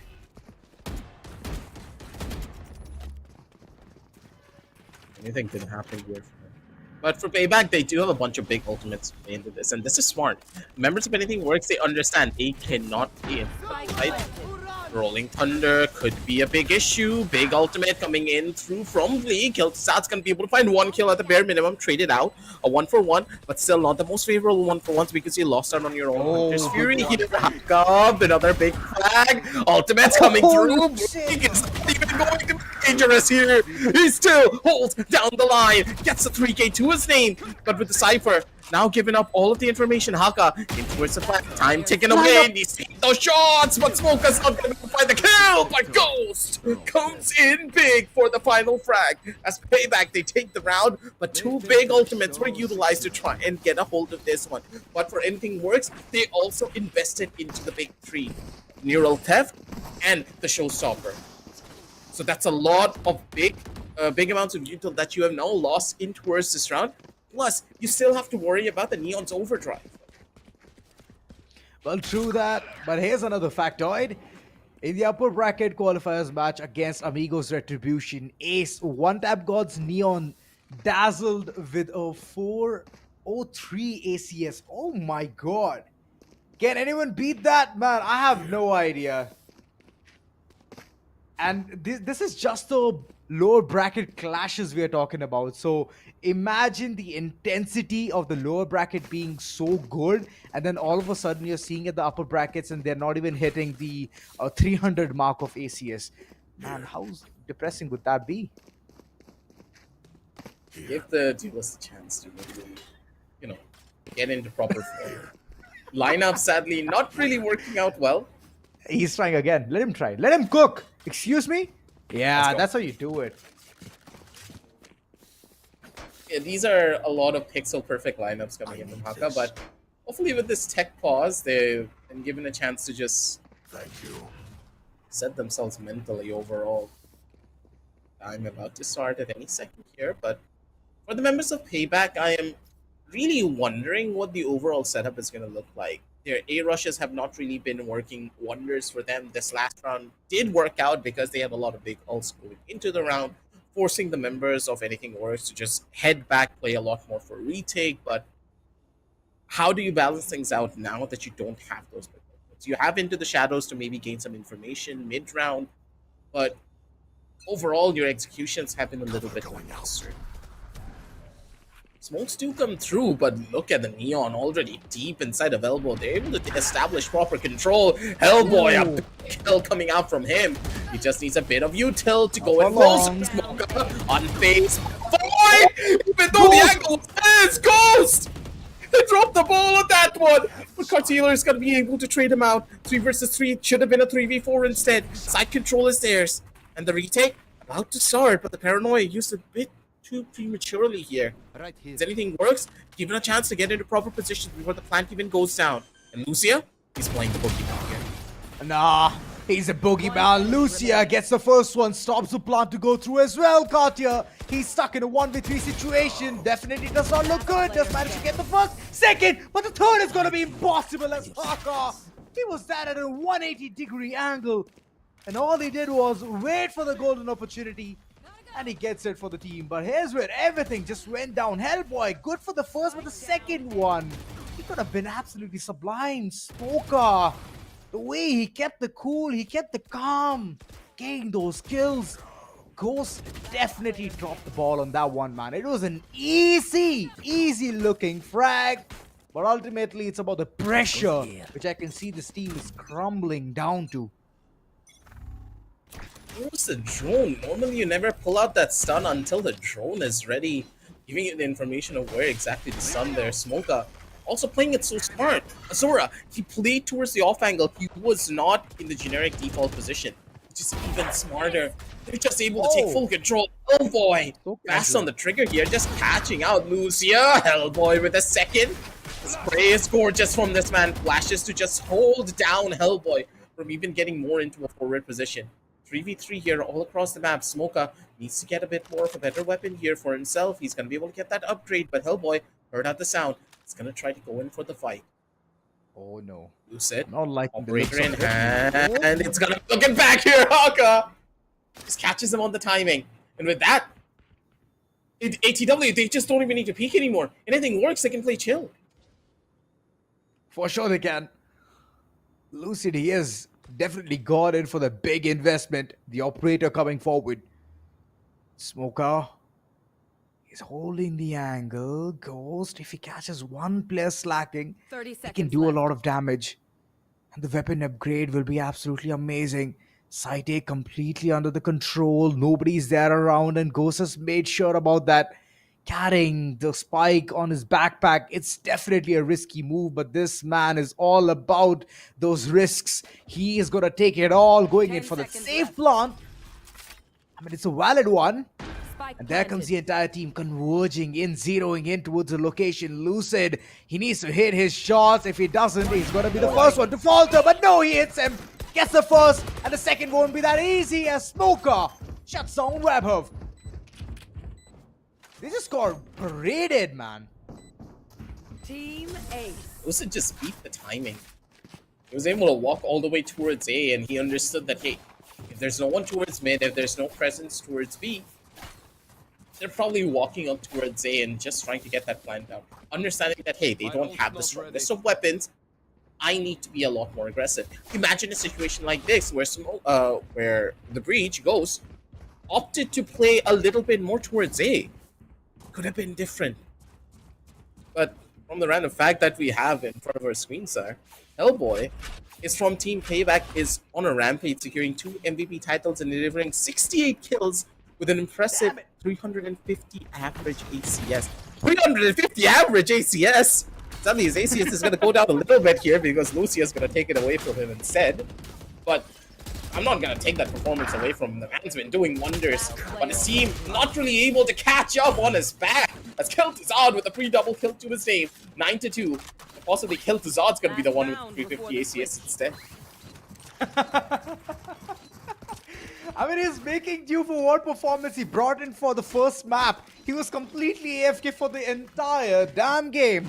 And right now, look at him. So quick on the trigger, so quick on the feet, being the Sova main that he is. And the factoids. What's going on, man? The production game is on point nowadays. What's happening? Manoj? Let's go.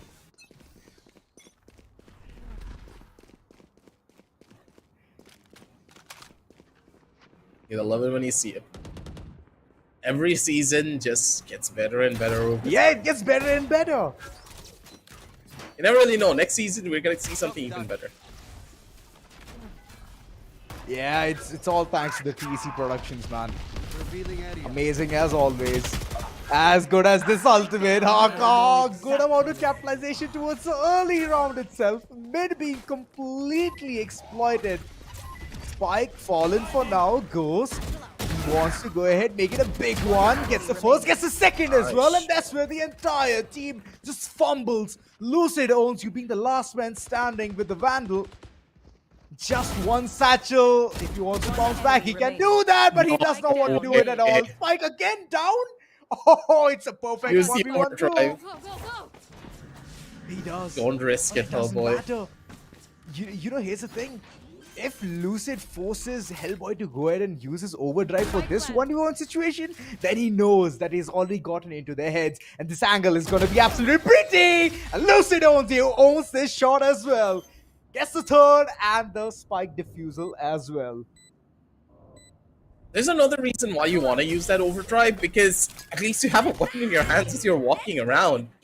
You have full run and gun accuracy during that moment, and in a way, this was just a sad story indeed. He could have repositioned himself into a better spot if he wanted to as well, because he knew that Lucid was towards mid. Where else would he be? He would only be going towards Boba. That was the only angle. It's either Boba or he's going to play into it. It's a risk that he took. Be trying to reposition and beat the timing without his ultimate. Don't like the odds of this one. 10-2, ladies and gentlemen, and anything works. They're just running away with the map of Sunset. This is their map, not Payback's. Of course, it's their map. Yet again, back into this fray. Once again, as we can see, half shields all across. Ghost definitely has gone in for those flashpoints. Hellboy, way too aggressive, trying to be the perfect angle creator here. He needs to exploit, he needs to open it for the team, but Haka off angle definitely throws him away from the game, and Hellboy, he is not going to see the dawn of daylight yet again. Anything works. They're making do with everything. Look at them. The complete site will be under the control. It's just one last man standing. Webhub. Tripwire destroyed. Just the basics of Valorant is so strong on this team. They're not peeking a single angle by themselves. Lucid, he waited until his Roomba was in the close angle before he opted to go in for that swing. And the thing is, even if the Cypher got the headshot over onto Lucid, the Roomba's gonna kill him instead. I love it when I see teams just pull off miracles like this, Zora. Classic Valorant, man oh man. I'm absolutely loving the gameplay here. Kel'Thuzad. I know the name is like so, look, it sounds complicated, but it's not. It's just clearly stating the obvious that I'm here to wreak havoc and I'm gonna do it. Caution here. 11-2, aggressive, completely different gameplay from the first map. Complete difference. It's like you were looking at early morning in the previous game, and right now it's sunset. You're proud of yourself for that one, aren't you? I mean, not exactly proud, but then I've been making all of these, you know, like, it's all right. Yeah, I'm proud of myself. Yeah, let me just stick to that. He's been writing. Yeah, he's been writing them all down on a notepad, ladies and gentlemen, since season 3. No, I'm not. See, here, Yeah, absolutely, just accept. no, I was not. I haven't written that at all. It just comes fresh in my mind, and I just say it. I just say it because that's what we're here to do, right? We're here to say things. We're to watch the demise as well for Payback. They're getting run down. They don't really have the weapons to even fight in towards this round. Hellboy, though, does see a little bit of damage with this Sheriff. They will get a slight bit of a weapon upgrade here. Haka over on the other side of this angle. Another kill could be present, but Hellboy not fast on the trigger. Instead, it's going to be Haka with a flick to finish everything off. 12-2, ladies and gentlemen. Does anything works? They're the kings of this map, seemingly. 13-2 could be on the scorecards here. Unless Payback, we're able to pull off a miracle and go in for a comeback. Boy, oh boy, I'm absolutely loving the performance. There's just one more round left. And Payback, they're definitely paying back for all the sins that they have committed. In essence, they went ahead, they were so confident, taking down Kel'Thuzad every single time because he was AFK in every round. Right now, it doesn't seem like that's gonna be the fact at all, Hellboy. You know that Guardian has a nose of a goddamn Pinocchio, right? The moment you're gonna peek that corner, it's gonna be seen. So you should have been a bit more quicker. Lucid would have been taken down, but it's all right. Early point of contact, no collateral damage at all. Back indeed. But Angles being contested, and Ghost, he definitely wins against Lucid. Careful there. A bit ambitious here coming in from Lucid to hold down mid that aggressively. No utility whatsoever, but it's kind of what the professionals are in the game of Valorant, right? They have the egos to peek in towards angles like that, but Bulldog against the Vandal, it's going to be a tough one unless you land that first shot. Close. On top of it, keeping that breach alive, going into this late half is going to be an even more bigger problem. Right here. Smells out the push towards the A side, but 30 if seconds none of the left. members of anything works making any form of noise, they're waiting for the smokes to come through from Lucia. Both of them prepped and ready. Smoker has the stun, has the flashes to enable Kel'Thuzad to get into a bit more of a better position. Flash was perfect, but the positions not really being isolated here. Good early kill. Smoker able to find value. And this has gone from bad to worse. Hellboy needs to peek into this angle and try to find the fight, but he is not giving anything away. Oh boy. Nothing will work. Nothing will make it better. Payback. They're paying back with a good amount of retaliation. But Lucia, he's just waiting out. And Haka, look at the angles he's holding. It's a backstab being initiated. Webhov quick. He's aware. He knows what needs to be done. 7 bullets. Webhov. And both Hellboy, they're low on HP, but they can make do with all of that. One shot and Webhov. He's gonna seal that deal, getting the third on board, but it's not gonna run out for a longer time. I've not seen this come back quite often. That was from 12 to 3 to 12 to 12. No, I have never seen that. Even in top tier, even in tier 1 stages, this kind of comeback. I mean, there are only few teams that I can name, but that's pretty much it. Yeah, the mental breakdown that you face when you look at the insurmountable task of trying to come on back inside of the game when you know that one mistake and you're out. It's not meant for every single player. You have to And be like even Fnatic. if you're able to, yeah, even when you are Fnatic, think about it. The mental pressure, one mistake and you're out. Let's say you're in a clutch situation, you're in a 1v1. You still have that pressure in your head that if I lose this round, I lose the game. Stuff like that that can really break you down as a team. Kel'Thuzad does spot out the tripwire though. He's gonna possibly go on to break it. The poor guy can't see it, but that's completely okay. Hellboy on the opposite side does get an advantage. Big kill opening things up. Hellboy with the second, and good god, Hellboy. He's just running away with this one. Yeah, all of a sudden the spirits of Khan is inside him. Just running around, mowing the opponents down, but it's only good for 2. Mocha. He's definitely going to get that kill.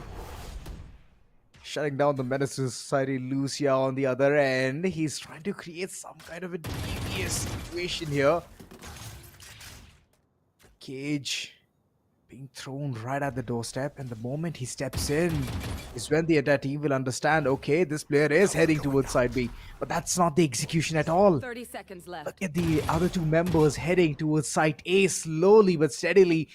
They are reaching to the designed spot for the post-plant scenario. It's all about Lucia. It's about the way he can go ahead and at least get a frag or 2. But unfortunately, he has taken a lot of punching, a lot of beating to himself. Flash out. 10 seconds left. I don't like this. They didn't give Smoker the plant here at all. And he does die out in the process. If that Rolling Thunder did come online, this could have been a completely different story. But without that breach, they're now running on their fumes at this stage. Kel'Thuzad with a little bit of a spray. Maybe he could be good for 1 kill, but even that is not going to be a possibility. Vibe up on the angle, and Lucia with almost no HP to play around with. Just wants to try to save out his weapon, maybe get a couple of kills in the process. That is all that he can hold for paranoia in hand. Yeah, he's just going to hold on to the gun. He's not going to give anything away. And the thing is, Into the Shadows is not really an ultimate worth giving your life for, and a weapon as well. Indeed. So I believe it's going to be a hero Vandal coming forward in this particular round as the others are bringing in Stingers and whatnot. Stingers, we all know, close range, it's beast and a half, but far range shots, you have to go in for the burst fire. But alright, they still had the money, half shields all across. They had cheaped out on a lot of things, so okay. I hope they're going to be proud of this. I was expecting that they can go in for the eco and it would have been much better as Lucid has already been owned. Hellboy! He's back again! Our carrier's dead. Oh, the second one rolls in as well. He's farming. Man is dragging them to the depths of hell pretty much. This Hellboy with a 3k to his name. He's looking for an ace, possibly. Knows where one of the players are. The breach, last known position, is towards A main. The smoke's coming through from the Omen, getting some information. Smoker on the fight and on the angle can regroup with Haka here. So you can tell they're zero-headed on the positions if anything works. Or at least stunned, trying to get some information here. Recon bolt broken, giving away all the info that they need. First line of contact will be Cartier. He's One holding for the enemy fight. remaining. Angles is. Spike down Possibility of mid. an ace is no longer present, but for the round win, Cover going out. pretty much present for all to wonder upon. Saka, 30 seconds last person left. remaining. He's just gonna try to save the gun here, Azora. He doesn't have much of a choice to do anything more. No options whatsoever. Haka needs to save it for the next following round. I mean, they could have gone in easy, man. They could have actually gone in easy. Sheriff shots ringing here seconds and there. left. House shields. It would have looked way too beautiful. But yet again, payback. They're having a 4-man squad still intact. In the previous one, they had the breach alive. In this one, they have their neon alive, and still the money is alive and kicking for themselves. It's making a big revenue now. And here's where anything works needs to understand that it's about time that they can go ahead, take a timeout, and understand the gravity of the situation. Even though they're one round away aggressive, they're still having a timeout to be pulled in. I mean, they could have taken the entire round for themselves, played eco. That would have been the best possible case for them. But all right, a timeout is a timeout. They've been rewarded that. Right They there. can go ahead and utilize it. What do you think, aggressive? Other than the mid lurks, which we are seeing is not working out for them, what do you think is going wrong? I think it's those early peaks that Lucid is making based upon some utility. They need to try to bait out the util first before they can go in for anything. Hellboy is just utilizing every bit of information given to him, and his breach is setting him up for the skills. And Lucid is just Right. playing into it over and over and over again. They need to be a little bit more patient. It's just one round. Take your time. You don't need to take the duels anymore. Take it slow. Make your opponents utilize your utility. Let them give away their positions, because you have two options. Either you fight into Hellboy utilizing her own breach flashes and breach stuns, or Right there. you figure out exactly where Hellboy is and try to beat the timing of the neon and rotate towards the opposite side. Mid is a good idea, because Hellboy is not often playing towards mid I need a position. drop. He's trying to play towards the extremities, either towards A or towards B. His favorite site is A, so let's not go towards A. Let's play towards mid instead, and that's exactly what is going on for the members of Anything Worse in this particular round. Sid, he's able to break out there another flip wire. He's trying to make the execution happen, but he goes in too quickly before any stuns. Smoker, he had the ult. He had the ult! He was gonna use it, but Lucid, why did you take the swing? Why destroyed? It was not necessary. Watching here. Mistakes after mistakes. Hellboy yet again having an off angle. Haka good for one. Ghost, the perfect duo that we always see earlier on in the map of Ascent. The way he was just going ahead for those pop flashes and setting up the jet, which is Hellboy. This time we cannot see that again. Game Oblique. Well, that aggressiveness is paying off. Payback a lot. And it doesn't seem like they have anywhere to go, anywhere to do any kind of a push here. The man count has already fallen down. But here's the thing. There's a backstab already being initiated. Lucia, this is a smart move, but he needs to check his corners. One enemy Oh, remaining. no. 30 seconds left. This is done for. Spike Last down man B. standing. And I believe after Smoker just fumbles at this point of time, even Game Oblique is just going to go ahead and get that fourth on board. 6-12. What on earth is going on? Possibility of a comeback is there, but it's just because Anything Works. They're getting too impatient. Lucid, just chill. I swear to God, they just need to relax, wait for their utility. They're making rookie level mistakes, and I don't know how else to say it. find them.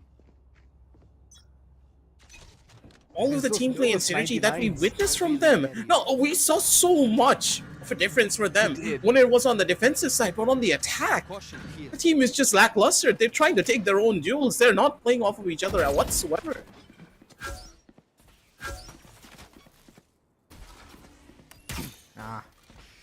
Yet again, the entire platform is clear for now.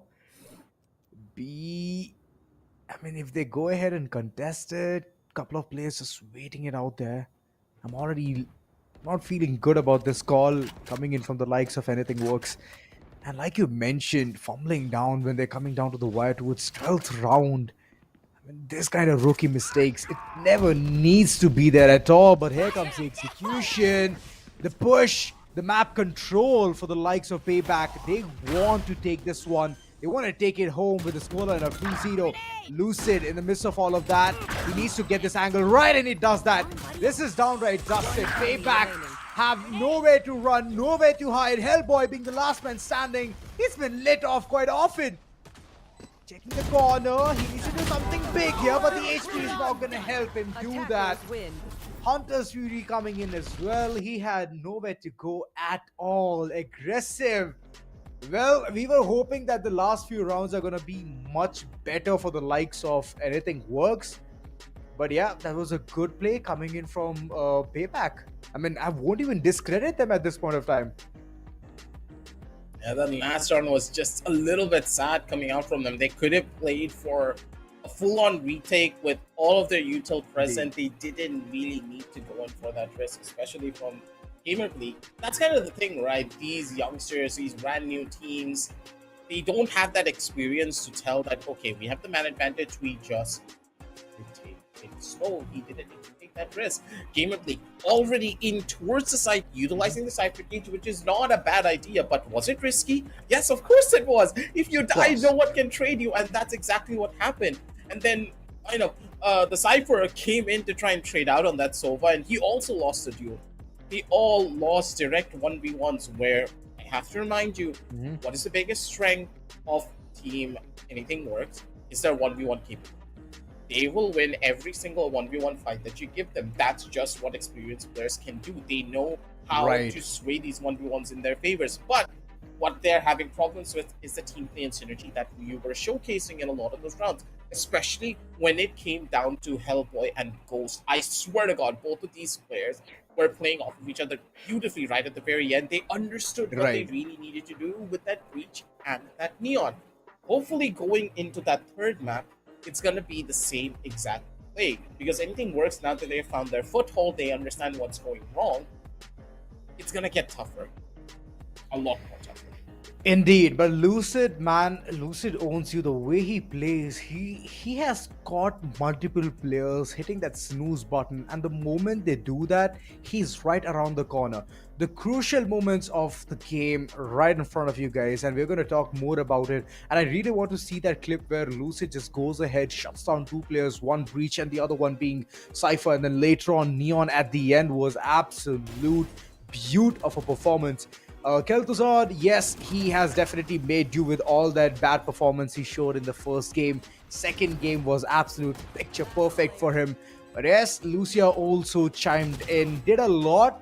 But ultimately, this team, at the moment where they were having that man count disadvantage, they could not find that solid footing for themselves. And the moment they got that early frag, which is Hellboy, they were hell-bent on converting that round onto their name. Absolutely. It's moments like this that really showcase how good a team can be. And Anything Works just were incredible when it came down to that offensive side. It's just the 1v1s. I keep on telling you, this wasn't really rocket science that gave them the victory here. It's their 1v1 capability.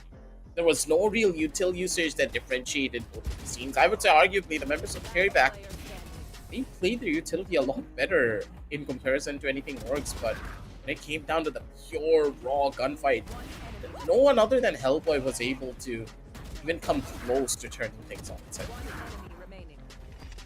Raw aim capabilities of this one singular player really just running amok, as Lucid as well. He did wonders. This round was his. Like, you could smell it from a mile away. When they give this man a possibility of a 1v1, he will always He smells blood, man. He smells blood, and he's in for the vengeance. Lucid, well, he was one of the key persons in the map of Ascent as well, but again, against Hellboy was making things tough for them, man. He was making things tough. And that's where I believe the rivalry came in, that, you know what, whatever happens, I'm not going to lose against Hellboy.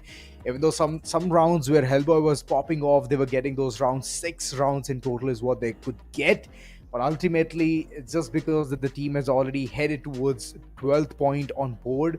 I mean, it was pretty much easy for the one mistake and you're out. You said it right, Aggressive, that the mental game, right, it breaks down. You need a booster in your team to go ahead and boost your confidence to get those perfect rounds for yourselves. But that's one thing which I believe the Indian circuit is currently building upon. They're trying to make that booster. And once they do, right, it's going to be a really good time to see. Because many teams I've seen, they have led the opponents reach towards a map point or the match point, and at the end they have brought it back together, and it takes a lot of will, it takes a lot of might for you to do that. So hoping forward, we have already seen one thing, Aggressive, that the 2-0 streak has already come down to an end. So one factoid has already proven false. So that's one beautiful thing, and I for once feel so good about putting this Caster's Curse. Let's go.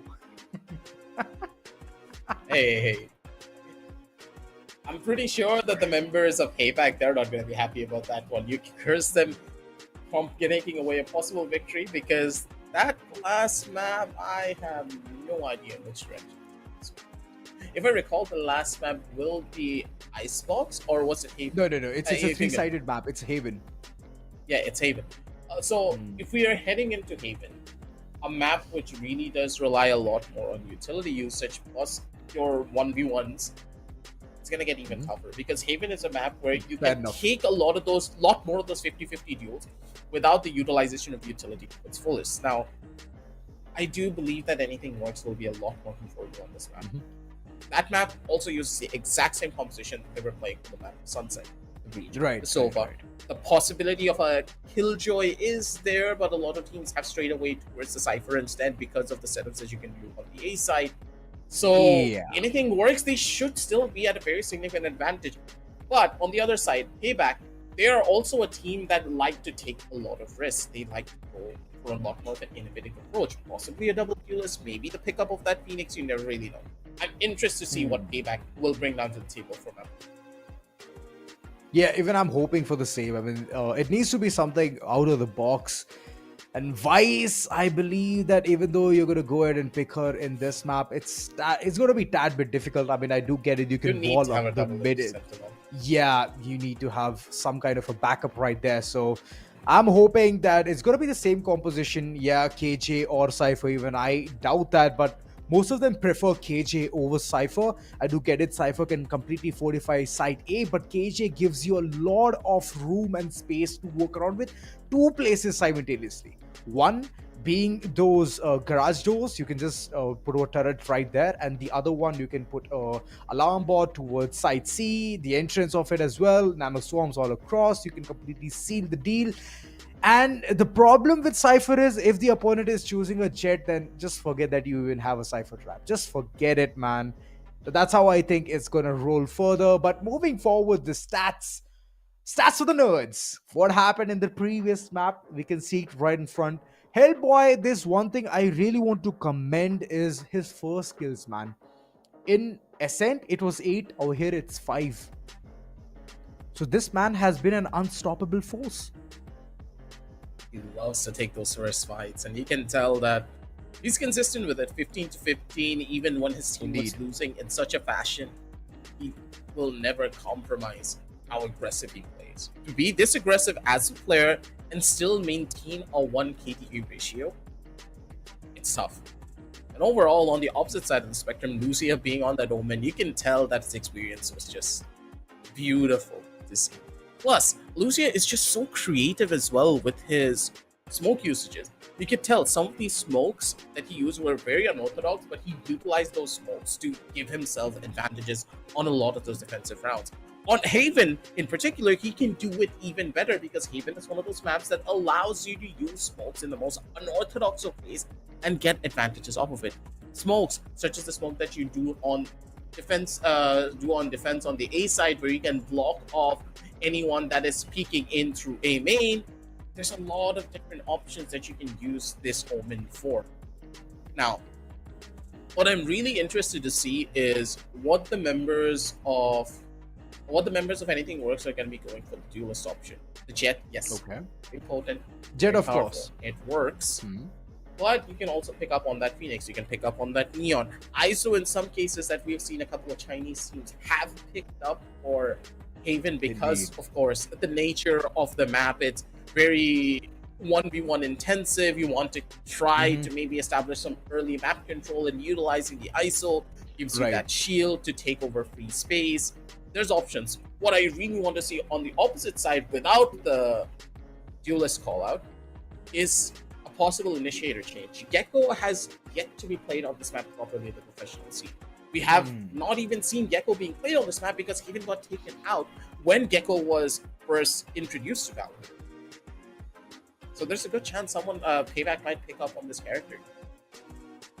See, there's no time for experimentation, aggressive. There's no time for experimentation. And I do believe that bringing in Gecko will bring in a lot of flavor into this entire action towards the map of Haven. But before that, we're going to take a small little break. Let's just go ahead and settle things down. Let the team settle up as well. Think what they need to bring in. And we are going to be back. Don't go anywhere. Bring your cold drinks, bring your energy drinks, and we will be right here.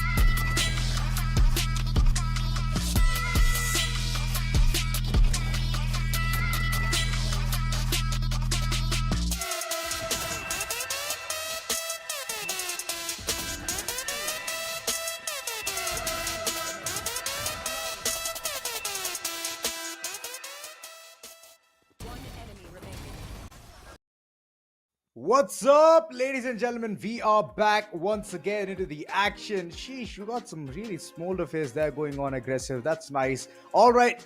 Well, the second map is done. Yeah. What, are you trying to become Superman? I don't know, dude. Clark Kent. My hair has a completely different mind of its own, but welcome back, ladies and gentlemen, for the Esports Showdown Series Season 4 Valorant, powered by Crucial by Micron, with the GP partners being Zota Gaming and our media partners Gossip.gg. Yeah, a pretty weird start here for the introductions, ladies and gentlemen, but that's completely fine because this game, in particular, this series, I would say, has been a roller coaster. Map number 1 going in the favor of Team PayBack. Map number 2, of course, being an almost one-sided adventure for the members of Anything Works, because there was a possibility of a comeback that was taken away by, again, not having the experience to pull off comebacks like this. And map number 3, the map of Haven, really setting the stage for either one of these teams to just come up to the plate, finally breaking the curse of the Showdown Series, mind you, of 2-0s all the way through to the Grand Finals. Map number 3 could be anything. It could be. I'm so happy, aggressive. I'm so happy. Finally, we can look at the third map.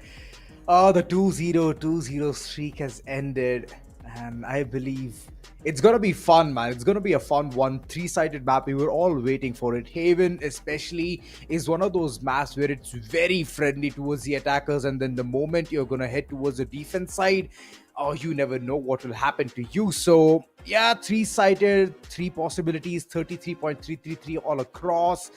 So I'm just expecting that the teams are prepared for this. I'm believing or judging by the way Anything Works is just making work with anything at their arms, and they're just getting those rounds by storm. That's good, that's amazing. But Hellboy, he's a force which is just stopping the attackers or defenders to even go ahead and do something of their own.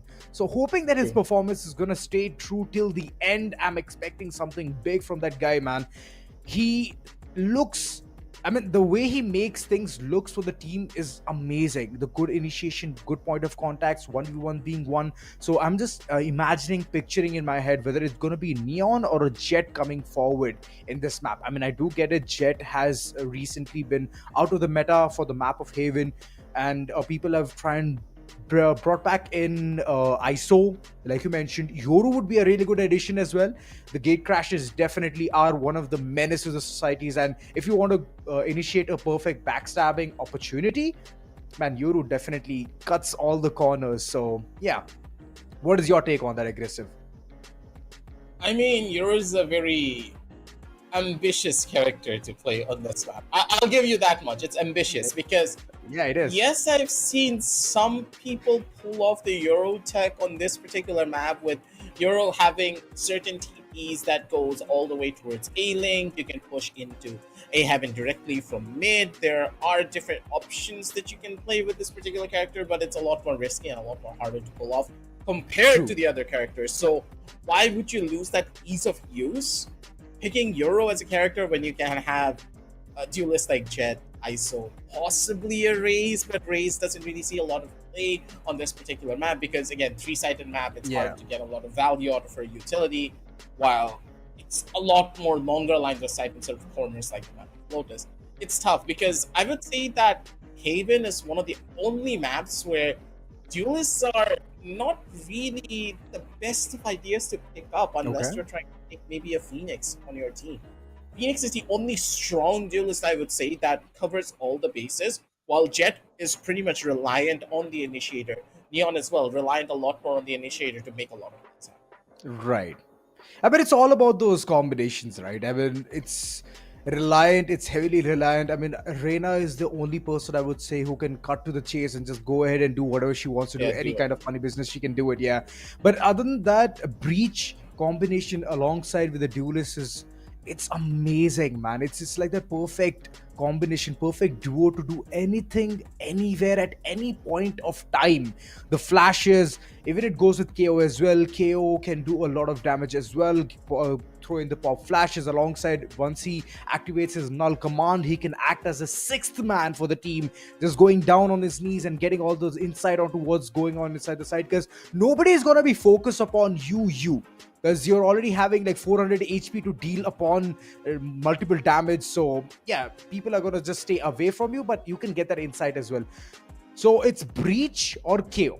I would pick for Breach because Breach gives you a lot of room as well. You have the Rolling Thunder, you can clear the entire site, and you can just barge inside a post-plant scenario, and then that's it. You're done. Go to C long if you're planted towards C, and if you're planted towards A, then go for A shot or A main, your wish, however you want to play. Other than that, composition is one of the things which we are rattling around a lot, right? We're just trying to get that gist about what has to be done here. And Haven has not made things easy for the defenders. So they have to bring in that foolproof plan for themselves because they're heading towards the defense side, and it's 12 rounds which you have to play right off the bat. And how you can go ahead and get the majority chunk is the biggest question. Because I'll be very honest, if it is a scoreline of 7-5, it's a decent score. If you're in defense, you have 5 rounds, it's a decent score. If you get 10 and the attackers are getting only 2, then you're absolutely amazing. You're phenomenal. So it always edges towards those kind of plays. True. Haven is a very, I would say, dynamic map in that term. Yeah, it is. And I completely agree with you. It's not easy for the defenders, but at the same time, defenders have a lot of options. Haven is a map that really favors teams that like to play aggressive, which both teams love to do. You see players like Hellboy. What was he doing on the map of Sunset? He was playing a lot more aggressively. He loved to run in as fast as he possibly can to take over a portion of the map for his team. He loves to go in for those first bloods, and I do believe that's exactly what's going to happen for this particular map as well. There will be opportunities, there will be chances where he just runs on towards C long or A main if he wants to, take over control, possibly get a kill, and set his team up for victory from there. That's exactly what you do on the map of Haven. You take map control, you force the attacker's hand to do 2 things. Either go towards the opposite side of the map, play towards mid, or utilize their utility to take over C main or A main, depending on what they want to do. It's the small things like that that really changes the way you play the map of Haven as a defender.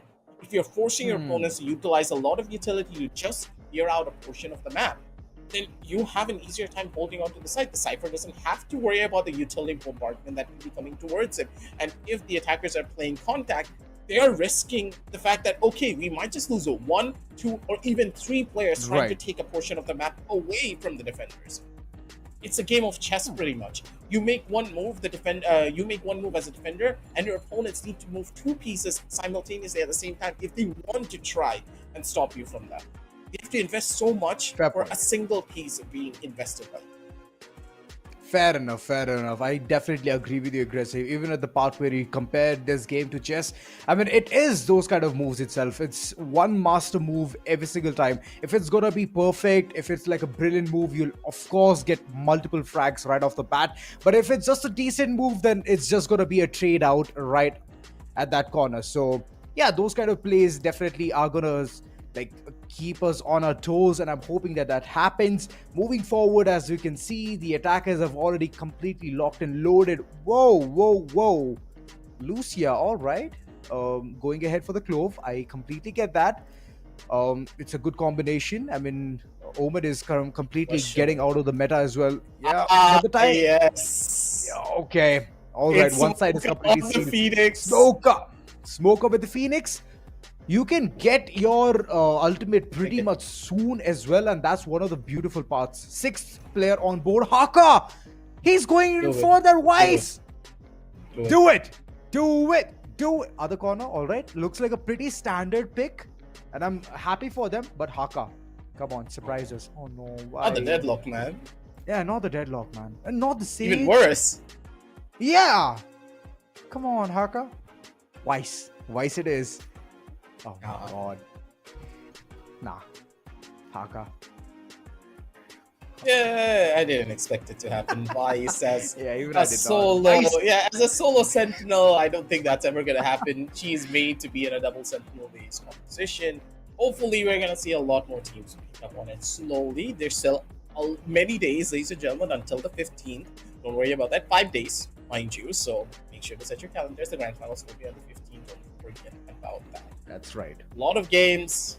It's gonna be what? 2 games per day until the grand finals. So Yeah, you're in for a lot of Valorant action. A lot of teams, A lot. a lot of Valorant to be played. So hopefully one of those will have Vice, we'll have Abyss, and plus we'll possibly have Neon as well. The trifecta will be at one place. But what I'm really interested to see is Smoka on the Phoenix. I want to see this so badly for one reason though. Smoka was my favorite Phoenix player back in the day. I'm talking about 2021, 2022. Smoka just annihilating this competition being on that Phoenix. I remember that. And I'm really hoping that back here on the server today, picking up that Phoenix is going to bring the same level of performance. Possibly Lucia can play aggressively as well. His true aim potential really being unlocked when he's on that clove. There's so much to give in towards this round, but Lucid completely by himself trying to hold on to the angle as Ghost. He called out the bluff and he just walked upon Lucia. Sorry, Lucid. The Jet now completely gone. The members of ATW tried to maybe find a kill there, but in the process, they lost out on their Jet. That's a big entry tool that they could have had, just completely being taken out of the picture.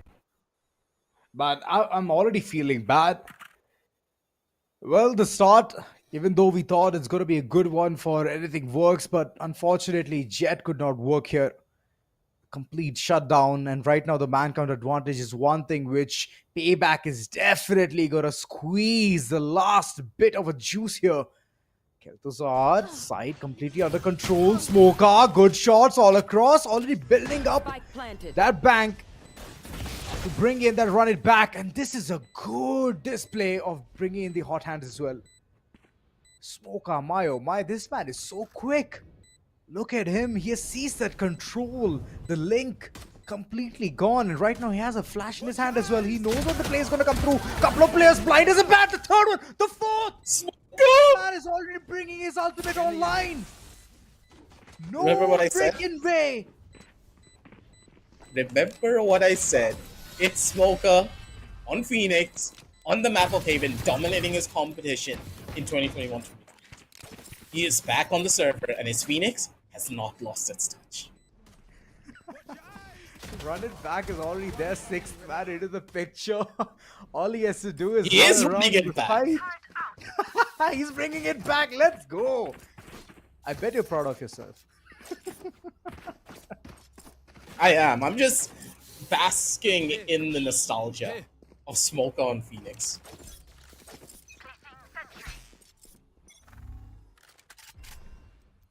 I'm pretty sure Assassin also remembers this. Like back then when we cast it together, Smoker was a huge point of the conversation when he was playing on his previous teams. He was the only one utilizing Phoenix in India, mind you. And he did it beautifully. Oh, yes, he is. The second. That was close because he already gotten the entrance towards Site C. Man, this man is doing wonders already. Bleak, for now, his information known, and Lucia, look at him explore. Sheriff in hand, and we all know, against such a broken buy, the likes of PayBack, it's not gonna work at all. Lucid owns you. He's holding a very powerful position, gets the information. Lucia on the other corner, mid, already exploited, wide open. The last man standing, what can he do? Nothing. As he's gonna be taken down, but none other than Lucia. This is the thing, the power of bringing in Clove. You have a pick-me-up and all you can do is run around, kill people, and heal yourself after that.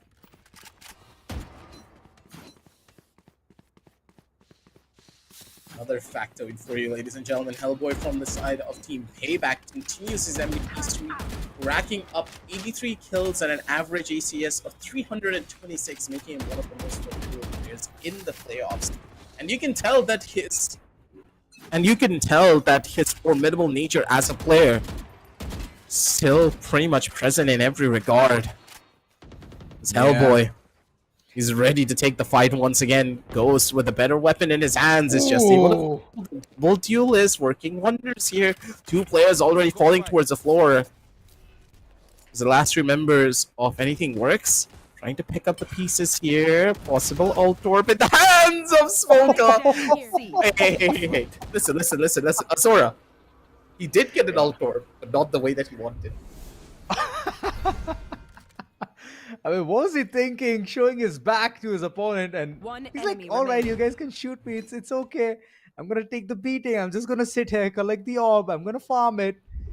Lucia, well, I just want to see whether he's gonna farm more kills or it's just gonna be a one and done scene.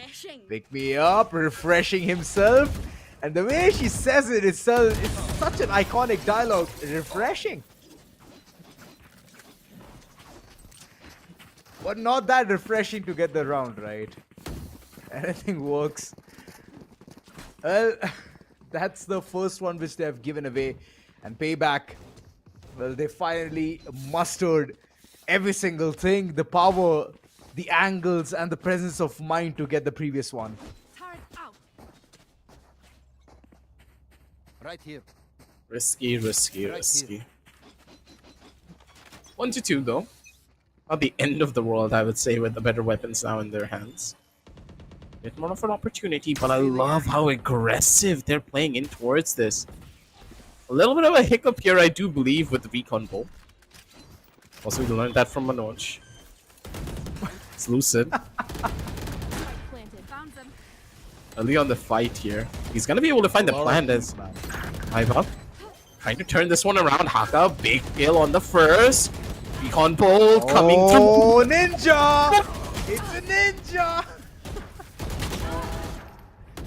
Doesn't matter. What are they thinking? No Wait, idea what? they're thinking. Yeah. It's exactly how it was advertised. The second round rolling in. The post plant was very quick, but at the end, the shock dart, it was only one into the target. That's all. There was no spray through as well. They were so busy fighting the other people that they could not get the diffuser at all. Spoke a couple of orbs which he needs to go ahead and farm. And this time I hope that he can farm it. Scanning right in front. Smoker has the information that Bleak is right in front. The angles locked and loaded. And he's just waiting for the wide swing. Sir Carter or Bleak. Who's it gonna be? Carter, it's a big damage. Bleak, that is also a big damage. He chooses none. Big swing. 1-for-1 trade for either side here. Placing swarm grenade. Losing out on the Sentinels, he's been bigger. For Hellboy, could have been an issue. Ghost on the angle. He's waiting for it. Spots the gun barrel, able to get the big kill here. Because of the rain above, he's able to live. The angle is not really hit. Gonna jump through. Smoke out. Utilizing the tech that Phoenix is known for. Right here. Bouncing like a bunny, and it's gonna be Lucia with another big frag with just a classic in his hands. Wait a minute. Spike Big. planted. Turn this one on its head. Take flight. They've already tackled the bull by its horn. Look at the owl drones just facing each other. Both of them tagging one player each. Carter. What's he gonna do? Revealing. Recon dart. Just waiting for the right angle here. Smoker way too aggressive. It's not even gonna take There can only any be other one hero. battle there. Couple of players falling like a card. And there comes a third. Anything works, making it work, getting the third. And here's where I thought that Ghost might get more than one, but look at them, so quick to understand the situation. And the flash was absolutely amazing. Smoker. The flash and the jump. Those are Phoenix techs that you don't really see a lot of players do unless they play a lot of Phoenix. A lot of players forget that Phoenix's flash is weak for one very particular reason. You can get easily killed if the opponent has good crosshair placement and speed control. But here, Smoker, how does he counteract it? He just jumps across like a bunny. I love it when you see it. Phoenix mains rejoice. But in this round, I think that the members of Anything Works, they're rejoicing a lot more than before. Run it back, able to find some good value, chasing down Viva, and Smoker's gonna be able to find the kill. That's a huge one at that. Haka on the opposite side, able to shut down Ghost as well. That's two players already down. They can go in for a reset or go in for the plan. The B side, empty, right for the picking for them. As Gamer Bleak, Spike waiting for the planted. opportunity and a chance to go in for the kill. He could either go big or go home here. His death could be the end. Oh, it's big. It's big. It's a big frag coming through. Hellboy investing in the operator. 4,700 credits. My oh my, I can already feel for that man. And Carter, for now, he's holding a very off angle. He's just waiting for the paranoid to do its work. And Lucid, he has been paranoid. But in the midst of all of that, Hellboy, what's he gonna do? One shot, and the second shot misses. Third one won't follow up at all as Haka, he's already zeroed into the location where Hellboy can be. Gets a perfect frag, and the operator is not gonna see another sight towards the round. PayBack, my oh my, they have 4 ultimates waiting. A duelist composition. For now, it's not giving any value in return. And this is bad.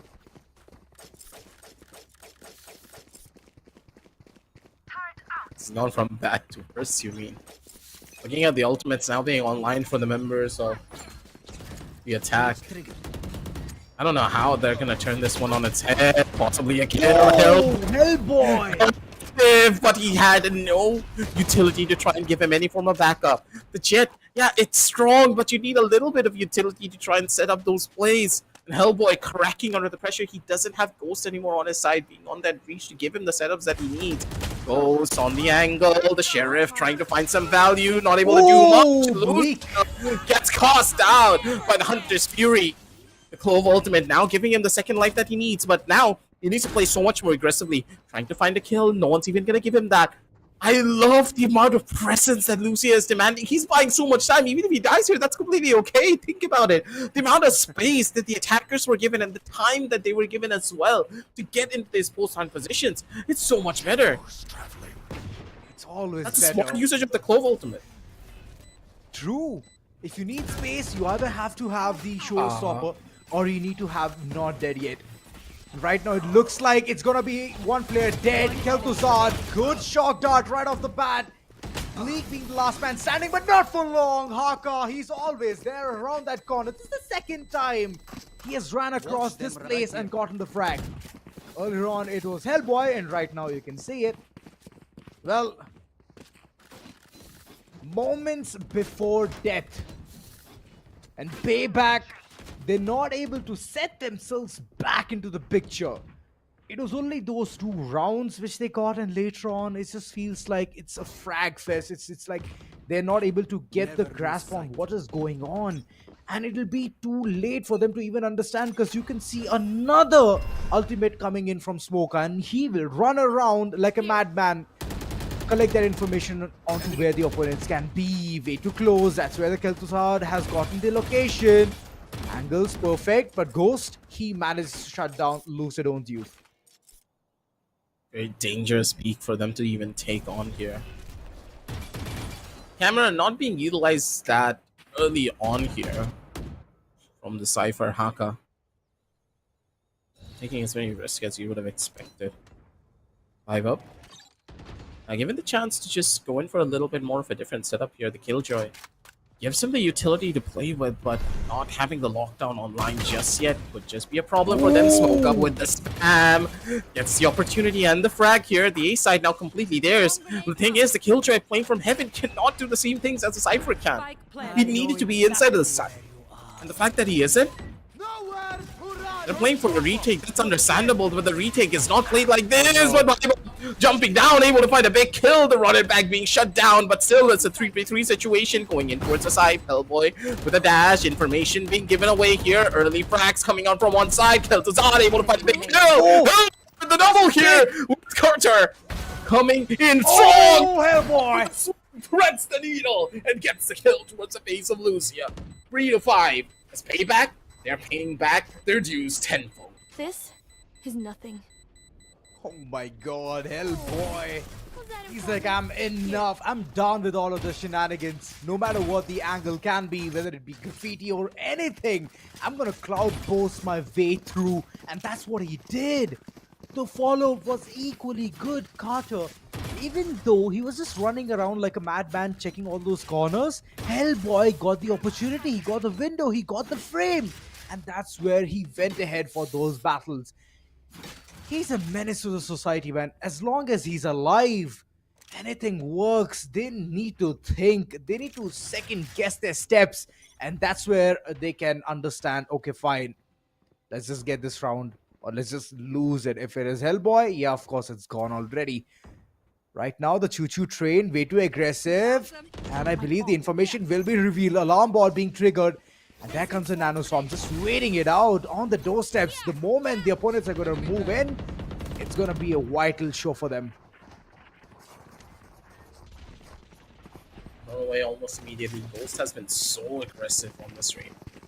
And I like the playstyle that he's trying to adopt as well, the Reyna. What's her biggest strength? It allows you to be so much more aggressive because you have that get out of jail free part, but the thing is, you're gonna need your aim when you're doing stuff like this, Carter!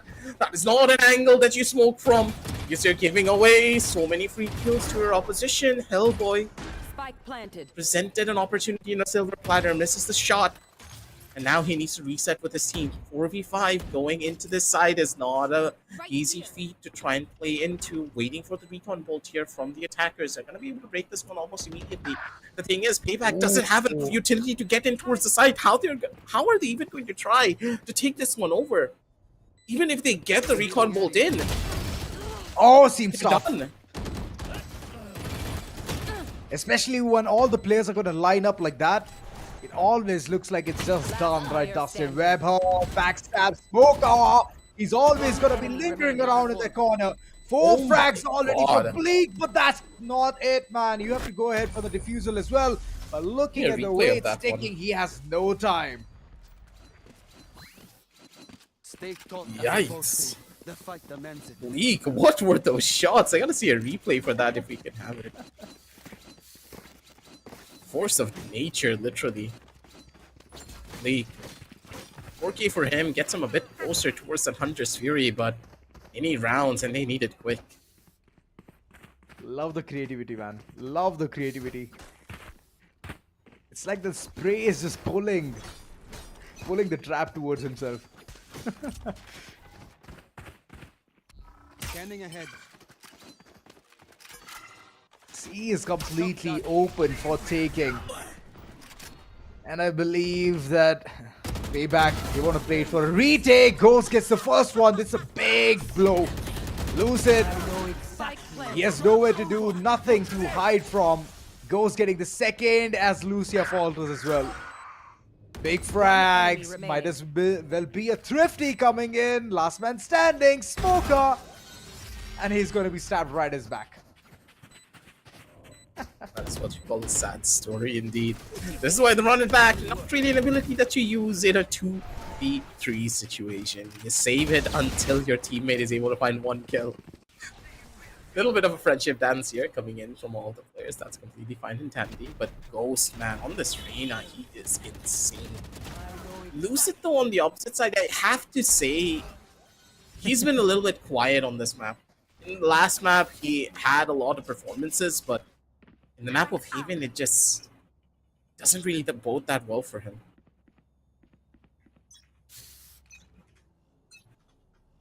Get out of my way!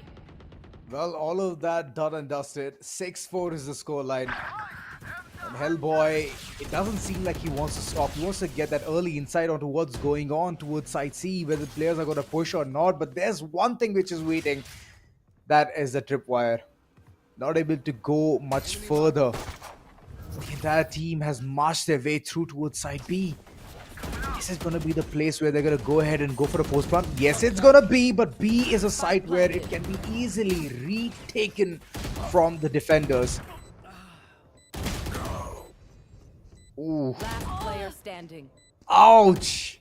Last man standing, the man who was on a manhunt for a backstab. Hellboy. Can he pull this thing together? Can he get that first point of contact that is Lucia?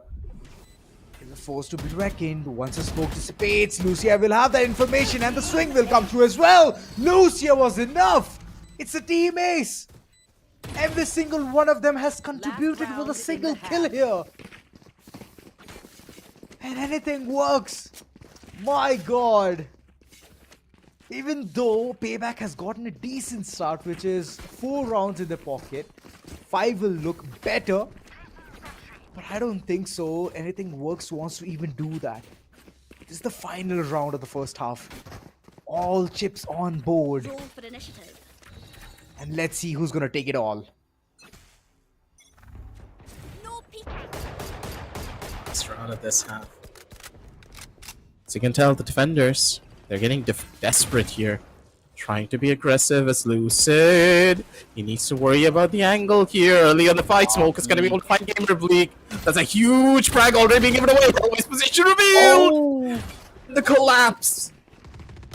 The members of Anything Works, they just had all of the advantages.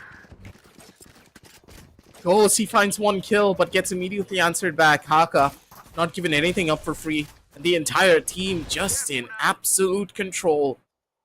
That's the weakness of a Killjoy. You cannot play her on the A side while at the Cypher. You can't do so. This Haka, he just has the perfect lurk and the perfect timing. Oh my god! Capitalizes on the spray, is able to recover. And the last player will be Vibe Up. He tries to live, but he's not going to be able to do anything. Not up against Smoka on this Phoenix. Control is absolute. As Anything Works, they take the round, and they take the half with a full round. Oh my lord. What on earth is going on? Payback. Leave 10 folds. They have to give 20 folds now. And that's where I'm worried. I'm worried for them. Anything Works, the way they're just mowing over the opponents. There's only one player I can see who has done something better. Ghost, Gamer Bleak, Hellboy. They've been doing significant stuff, but it's just that the trade game is not on point. Payback. You have to fix this one. If not, it's going to be a bad show for you. It's already down to a BO1 from BO3, judging by the way the first two maps have already gone. And this pistol, equally vital, equally important. But those angles, I believe that if they don't check it, Ghost is way too close. He knows that the player might be in front, but look at Lucia, man. He's not going to stop. He's not going to budge. There's a pound for pound action coming through, and Payback for now. They have definitely gotten that man count advantage unless Lucid just goes ahead, makes a big one for himself. A good flash to work around things with Smoke. Oh, but Smoke Carter comes in as well. Shines at the right time. And there comes the disadvantage. Anything Works. A post plant. How can Haka retake this? Spike planted.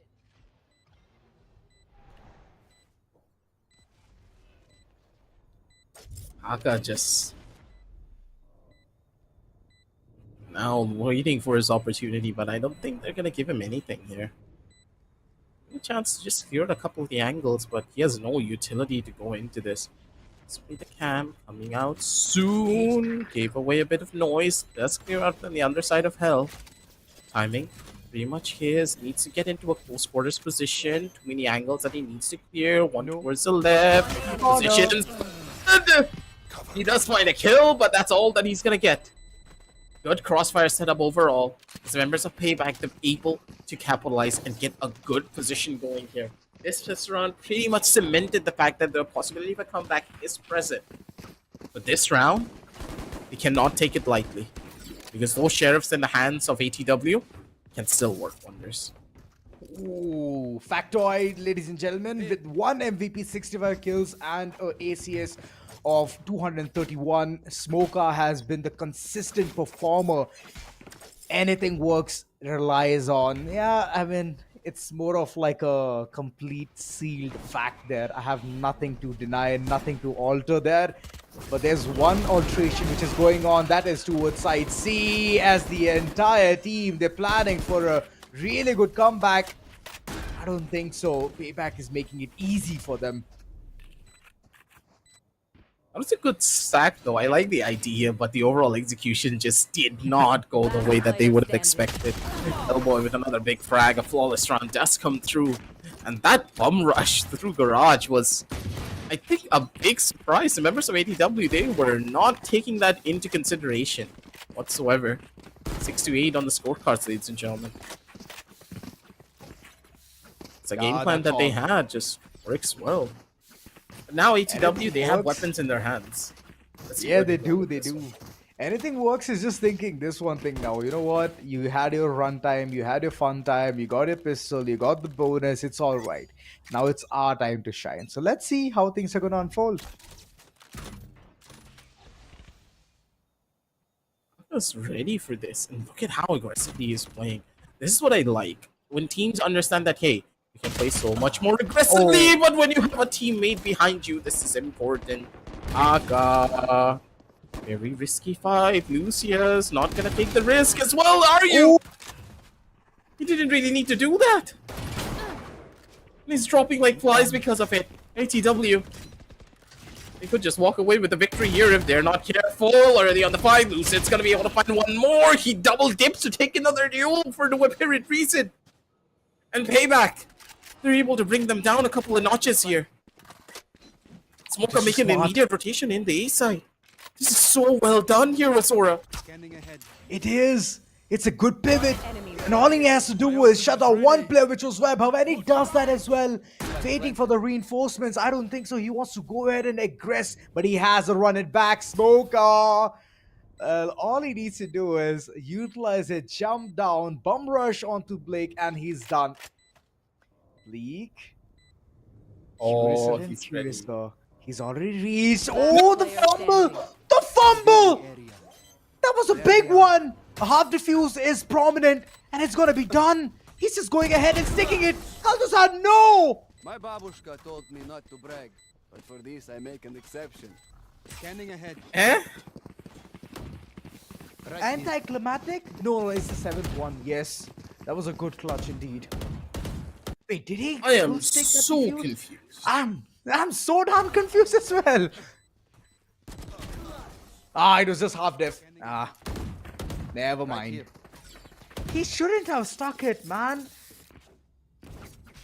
He shouldn't have. It was a beautiful round.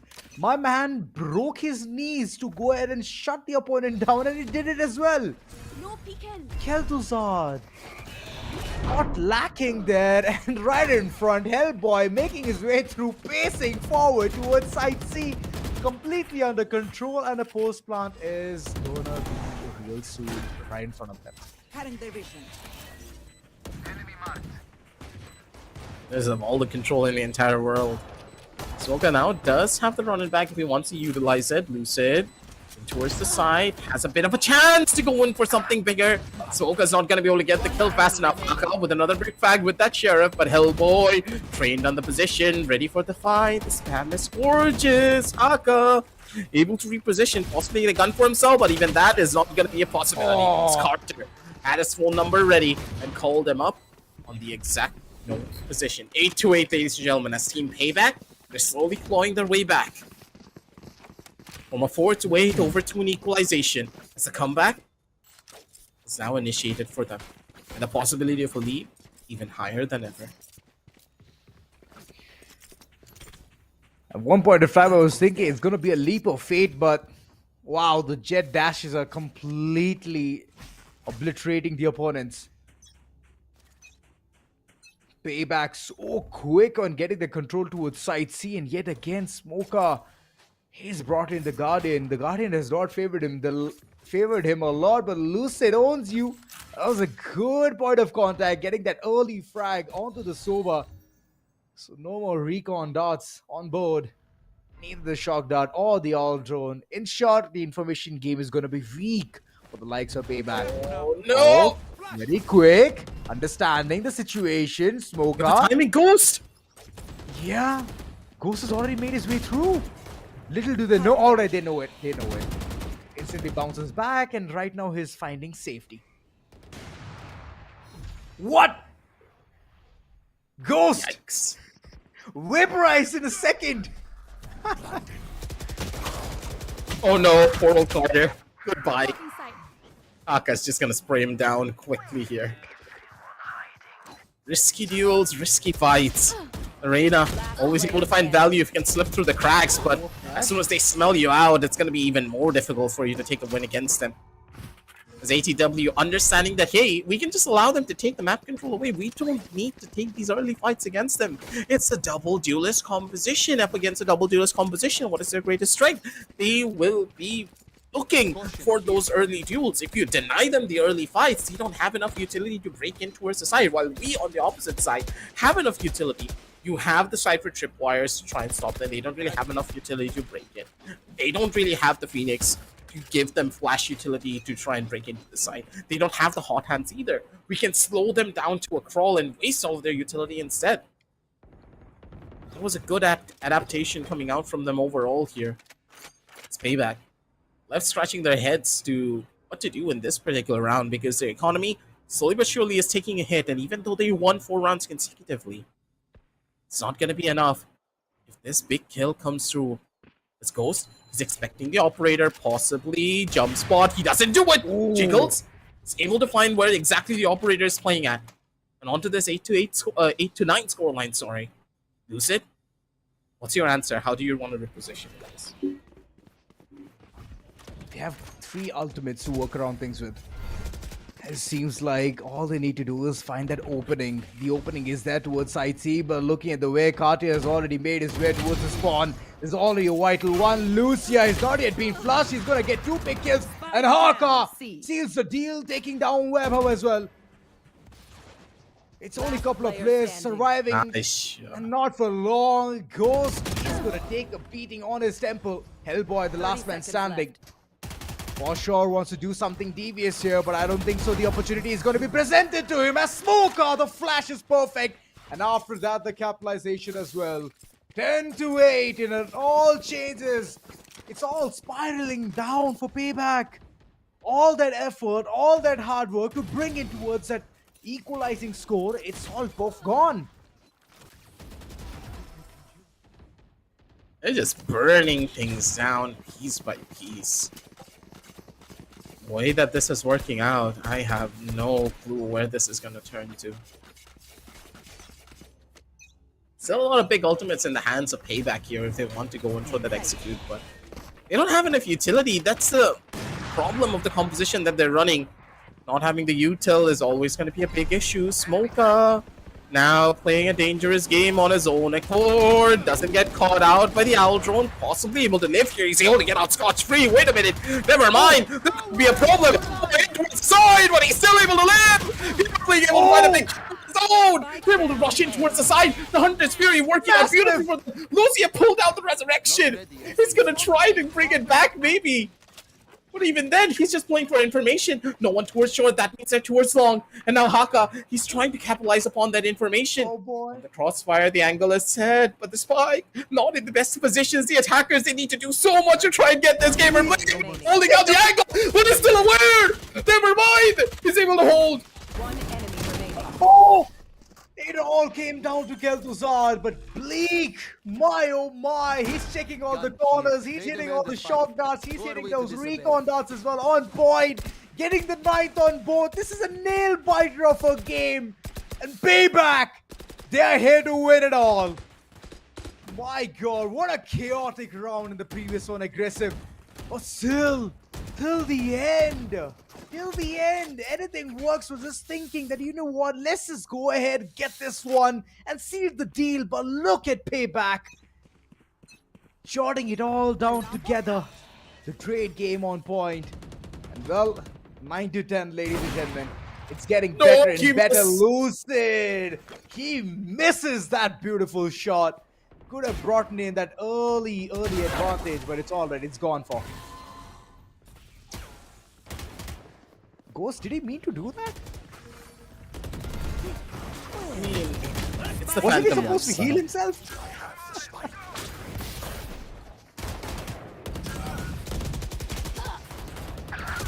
Last player standing.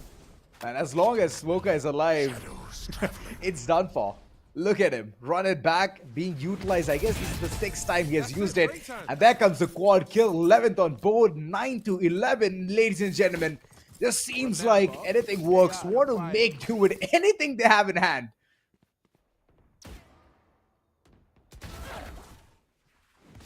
Yeah, he meant to heal himself. Devour would have been a really good bet, but dismiss it as. I think he was just afraid that there could be a second player ready to trade him out when he was healing. That's not a bad habit to have, but, you know.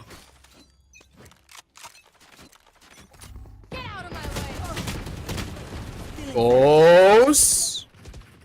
That is so risky with just the sheriff in his hands. He wanted that 50-50 duel, possibly able to take it. Spams through. Smoker misses the shot, and it's going to be Gamer Bleak instead, who comes in for the capitalization. That's a lot of damage being given, though, overall to the attackers here.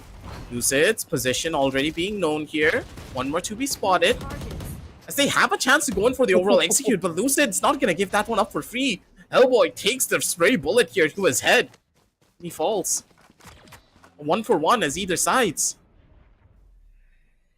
No one has the advantage going into this. Map control still to be established. I mean, true, but anything works. They have a big advantage here. Ghost is way too low on HP. All he needs to do is pop his ult, but Haka is not gonna allow that. Shot to the temple, and rest in peace it is. Webhub slowly creeping up to the way, heading towards the side, but here's the thing, the smokes are so perfect that nobody can penetrate through it and understand what's going on with the defense half. And the 12th on board, anything works. Well. Little do you all know that they're just playing a perfect game of Valorant.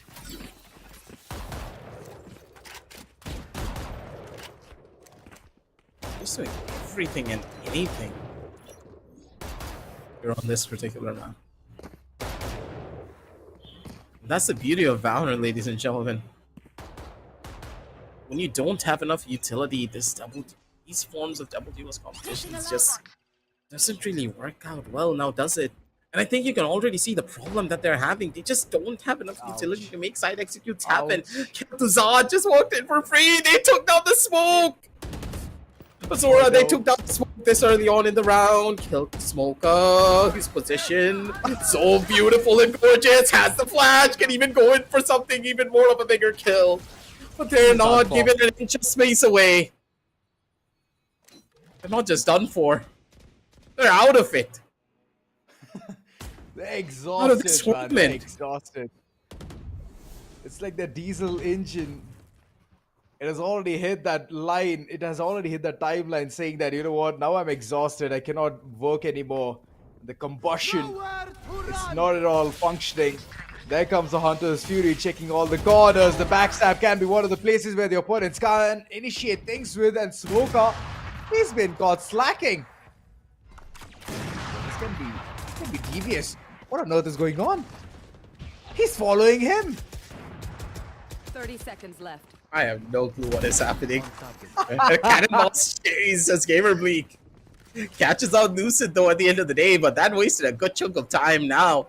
Up for an optimal rotation. They're able to go in towards the side. One more towards the back. Kel'Thuzad with a spray catches out Gamer Bleak. Last one towards long, and Kel'Thuzad with his triple. Ladies and gentlemen, the winners of this entire best of 3 will be none other than Anything Works.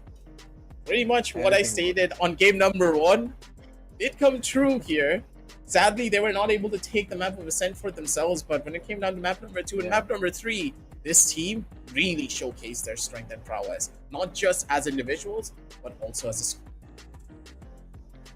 See, here's the thing, right, aggressive. They were missing Kel'Thuzad right off the bat. Ancient, Ascent, the way they lost it, you could just understand there itself that Kel'Thuzad's missing piece was one of the vital things. Getting Sova and then not able to do all of those Sova things, it of course hurts a lot. And that's where the entire team was just building upon it. They were just hoping that he's going to be back again and again, hoping till the end, but unfortunately they did not. But ultimately, my oh my, Kel'Thuzad's play after that Sunset and then Haven, my oh my, the plays were absolutely amazing.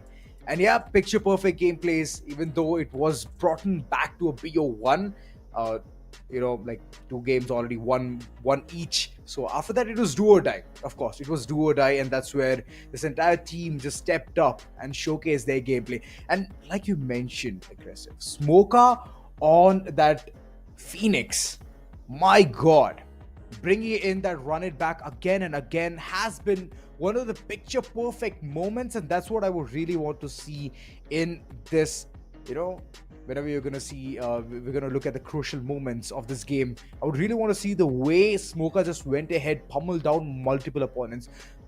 Either it was pummeling or it was just going ahead and getting that information onto what's going on in the site. Absolutely. Smoker has had wonderful performances really in He the did. entire game. And that's the strength of his Phoenix. I don't know what else to say. We could keep on singing his praises, but this was just prime Smoker from 2021 and 20. Yeah. I'm gonna say it over and over again. This is why this man is a menace on the Phoenix. And I do believe that there was one other player that I remember from back in 2022 that even rivaled him on a Phoenix for this map. I forgot the name exactly. Smoke, I still remember because he had a lot of highlights, like a lot of highlights on our Instagram from back in the day. Make sure to follow our Instagram, ladies and gentlemen, because a lot of the highlights that these players had today will be showcased there. Links down below in the description at the Esports Club. If you don't want to check out the description, which you should, our lovely sponsors, they are there for a reason. They're making all of this possible. Season number 5 will also be there just because of them. So all the links down below. But that's the thing. He is a star player, and he really showcased that for this particular map. Yes, he didn't have that big performance when it came down to the map of Sunset, but that's okay because on Haven, it was his map. It was his game, and he did whatever the hell he wanted. I mean, true, it was his playground. He messed around with every single opponent of his, and he emerged victorious, man.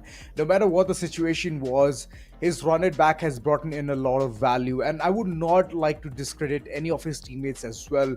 The way they were just building him up, they were getting him all buffed. Nobody could even go ahead and nerf him at that point of time. Even Ghost at one point of time tried his level best. He's like being the Reyna. He's dispersing all across, the ultimates being popped off, but the timing is one of the crucial things which I could not see at all coming in from his end. There was at one point of time where they were completely going in for the retake. That's where Ghost just went ahead, pummeled down multiple opponents, and that was a good side.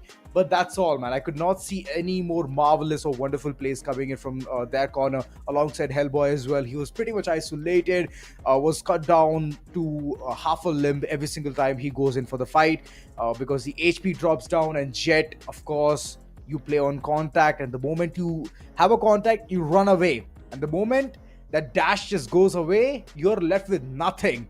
So yeah, those were the situations most of the time. But for now, let's just go ahead and look at the crucial moments and where things actually built up for a team and crumbled for the other. So let's just take a look.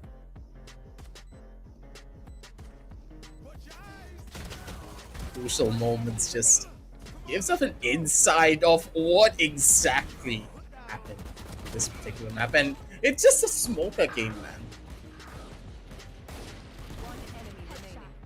Like, the way that it's just insane to say the very least that in every turn that we have seen, Smoker it's just popping up on the kill feed over and over again. It's his show. Yep. It's his game. And I may sing the praises of a lot more of the other players as well from time to time, but it's just Smoker, because he was alone on the kill feed every time that we turned. Yes, Hellboy had a really good game as well to a certain degree. Ghost was able to just slip through the cracks, get a kill here and there, but there were just not enough utility to enable both of these duelists. Where is your util? I didn't see a single situation where Gamer League was even setting up any of his duelists, and I do not know why. Yeah, that's one of the questions which even I'm wondering at this point of time. Haka's this moment was completely taken by surprise. So yeah, it happens like multiple times if things are not going to be working. So yeah, Smoker especially, man, the way he was repositioning himself, for sure this man has been the apple of the eye, if I would say. But yeah, overall the performance was amazing. Of course, ladies and gentlemen, he just had he has superstar level of performances overall going into this. But for now, I just need to look at the scoreboard one more time to just paint an overall picture of what really went on the server here, ladies and gentlemen. Please paint it. Because in my opinion, the way that PayBack had played throughout the entire tourney, I'm just gonna say that this team, if they stick together and just play a little bit more differently, I would say just change up their overall composition, they would have had a lot of a better showing. I do believe on the map of Sunset, they had more of a better chance to take the game away Yeah, because they they did. had the util, but they just didn't know how to utilize that utility. They were slowly starting to pick up on it, but it took them time. On this map, they had none of it. They had no opportunity, and they were playing purely for gunfights. And that's it. Well, let's go. The first game itself, absolute amazing performance, man. Yes, as you can see, the MVP. Let's showcase it and crown it to this gentleman right here, Phoenix main Smoker. Let's give it to him, man. Just give it. Yeah, there you go. My man with 20% headshot percentage. Not the best of all, but yeah, he has definitely put in some kind of range shots here and deranged the opponents. 24, 16, and 6. ACS of 295. But I'm excited for the MVP of the series, man. I want to see that. Is it going to be Hellboy or not? We're going to see that real soon. It is Hellboy. 61 kills, 39 deaths, and 8 assists. So assists speaks a lot, you know. He has fought with 8 people and somewhere he has done some kind of chunk of damage, but 61 players he has completely nullified and pummeled them down. Overall, this man has wreaked havoc, definitely has made a lot of space in our hearts. But yeah, overall, Smoker and Anything Works, well, their gameplay has been sublime. Absolutely. 48% headshot percentage, mind you, across all maps. Refresh. This guy, if he gets a frag, it's gonna be a headshot. Almost 50% of his kills, half of his kills, half of the 61 frags that he got was a headshot kill. This goes to show how incredible he is as a player. And hopefully, PayBack are gonna be coming back in season number 5 and bringing in that exact same energy with Hellboy being on the helm of it all. Yeah, hoping for the same, man. Hoping for the same. But the stats were speaking volumes. Like aggressive. I have been so impressed by the way the initial start was. The way PayBack played Ascent, but then later on everything crumbled, man. It crumbled down. They could not even understand the gist of what's going on towards mid. Those lurk gameplays, man. Lucid, he has been like the shining beam, the illuminating thing for the team, and just goes ahead, does something which is so good. Catches people lurking, catches them off guard, and later on, I still remember it's just rewinding. It's like the crucial moment in my head, him being raised and then just shutting down all of those 2 players towards mid, and they're like caught off guard. They're like, wait, what? Where are those shots coming from? And the moment they realized it, they were both done. Hellboy being the last man standing, and Hellboy also could not do it at all because he was busy looking at Boba, but the opponent was coming from market. So yeah, those kind of moments kind of caught them off guard, and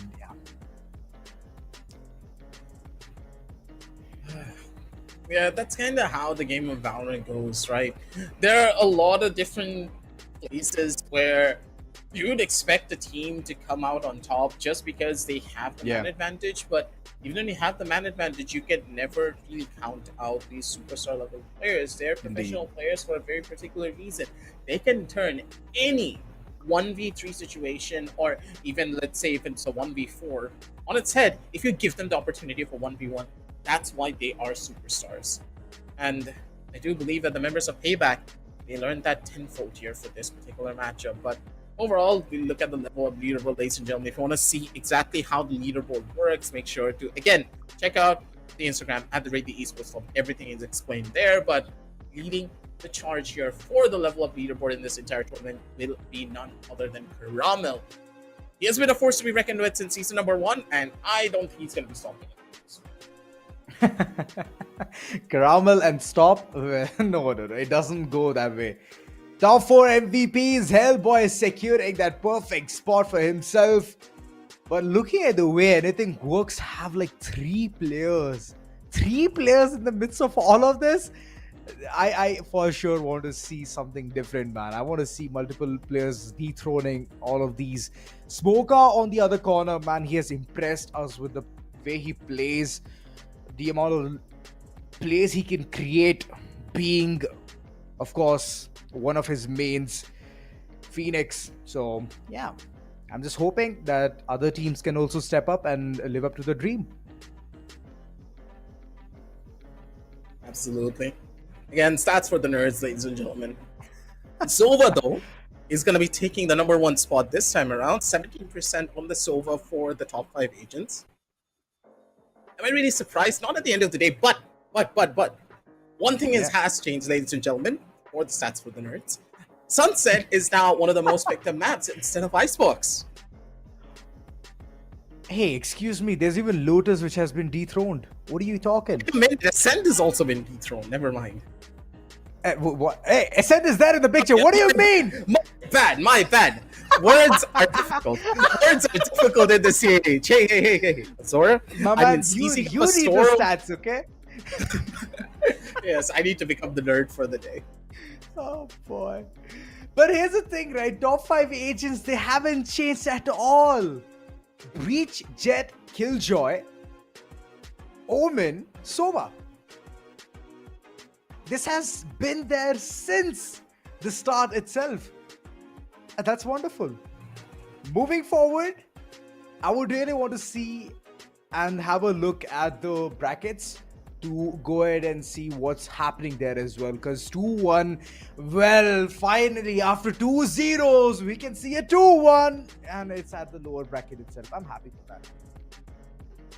Sad story, though, at the end of the day, ladies and gentlemen. Amigos Retribution, they are not going to be playing here as they did go in for a forfeit. So Fambra, they're going to be able to make it through from the lower bracket. So it's tough.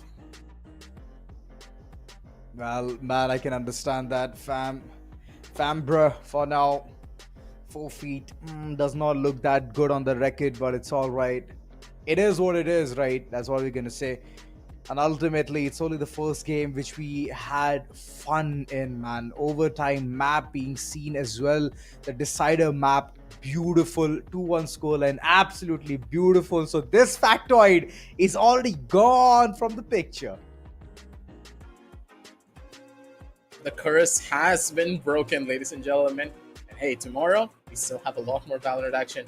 Upper bracket matches, ladies and gentlemen. Do not forget about that. The nearest bus stand and Nayori, they're going to be going up against each other tomorrow. So if you don't want to miss out on that matchup, make sure to hit that like and also hit that subscribe button down below. And also check out all the links down below in the description from our lovely sponsors at Crucial, by Micron, and of course Zota Gaming as well. And if you want to pick yourself up these incredible sets of tech, make sure to check out gossip.gg, because why would you ever pick up a particular piece of gear, even if it's from our incredible sponsors, if you don't know what exactly they do?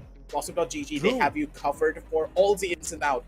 Hey, DDR5 RAM, it's incredible, but if you don't run it in the right clock speeds, you are in for a world of hurt when it comes down to performances. So all of these big upgrades and how to utilize them properly, links down below in the description. But for now, that's all that we have for you, ladies and gentlemen, for this particular set of games. Sadly, the forfeit did come through for Amigos Retribution, but we are looking forward to seeing them in season number 5, where they bring in a lot more hurt and a lot more pain.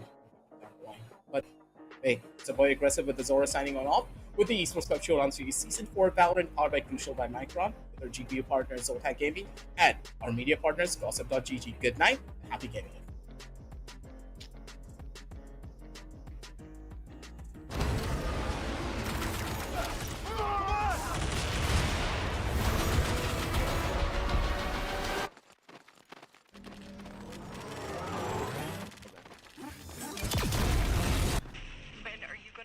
Your system.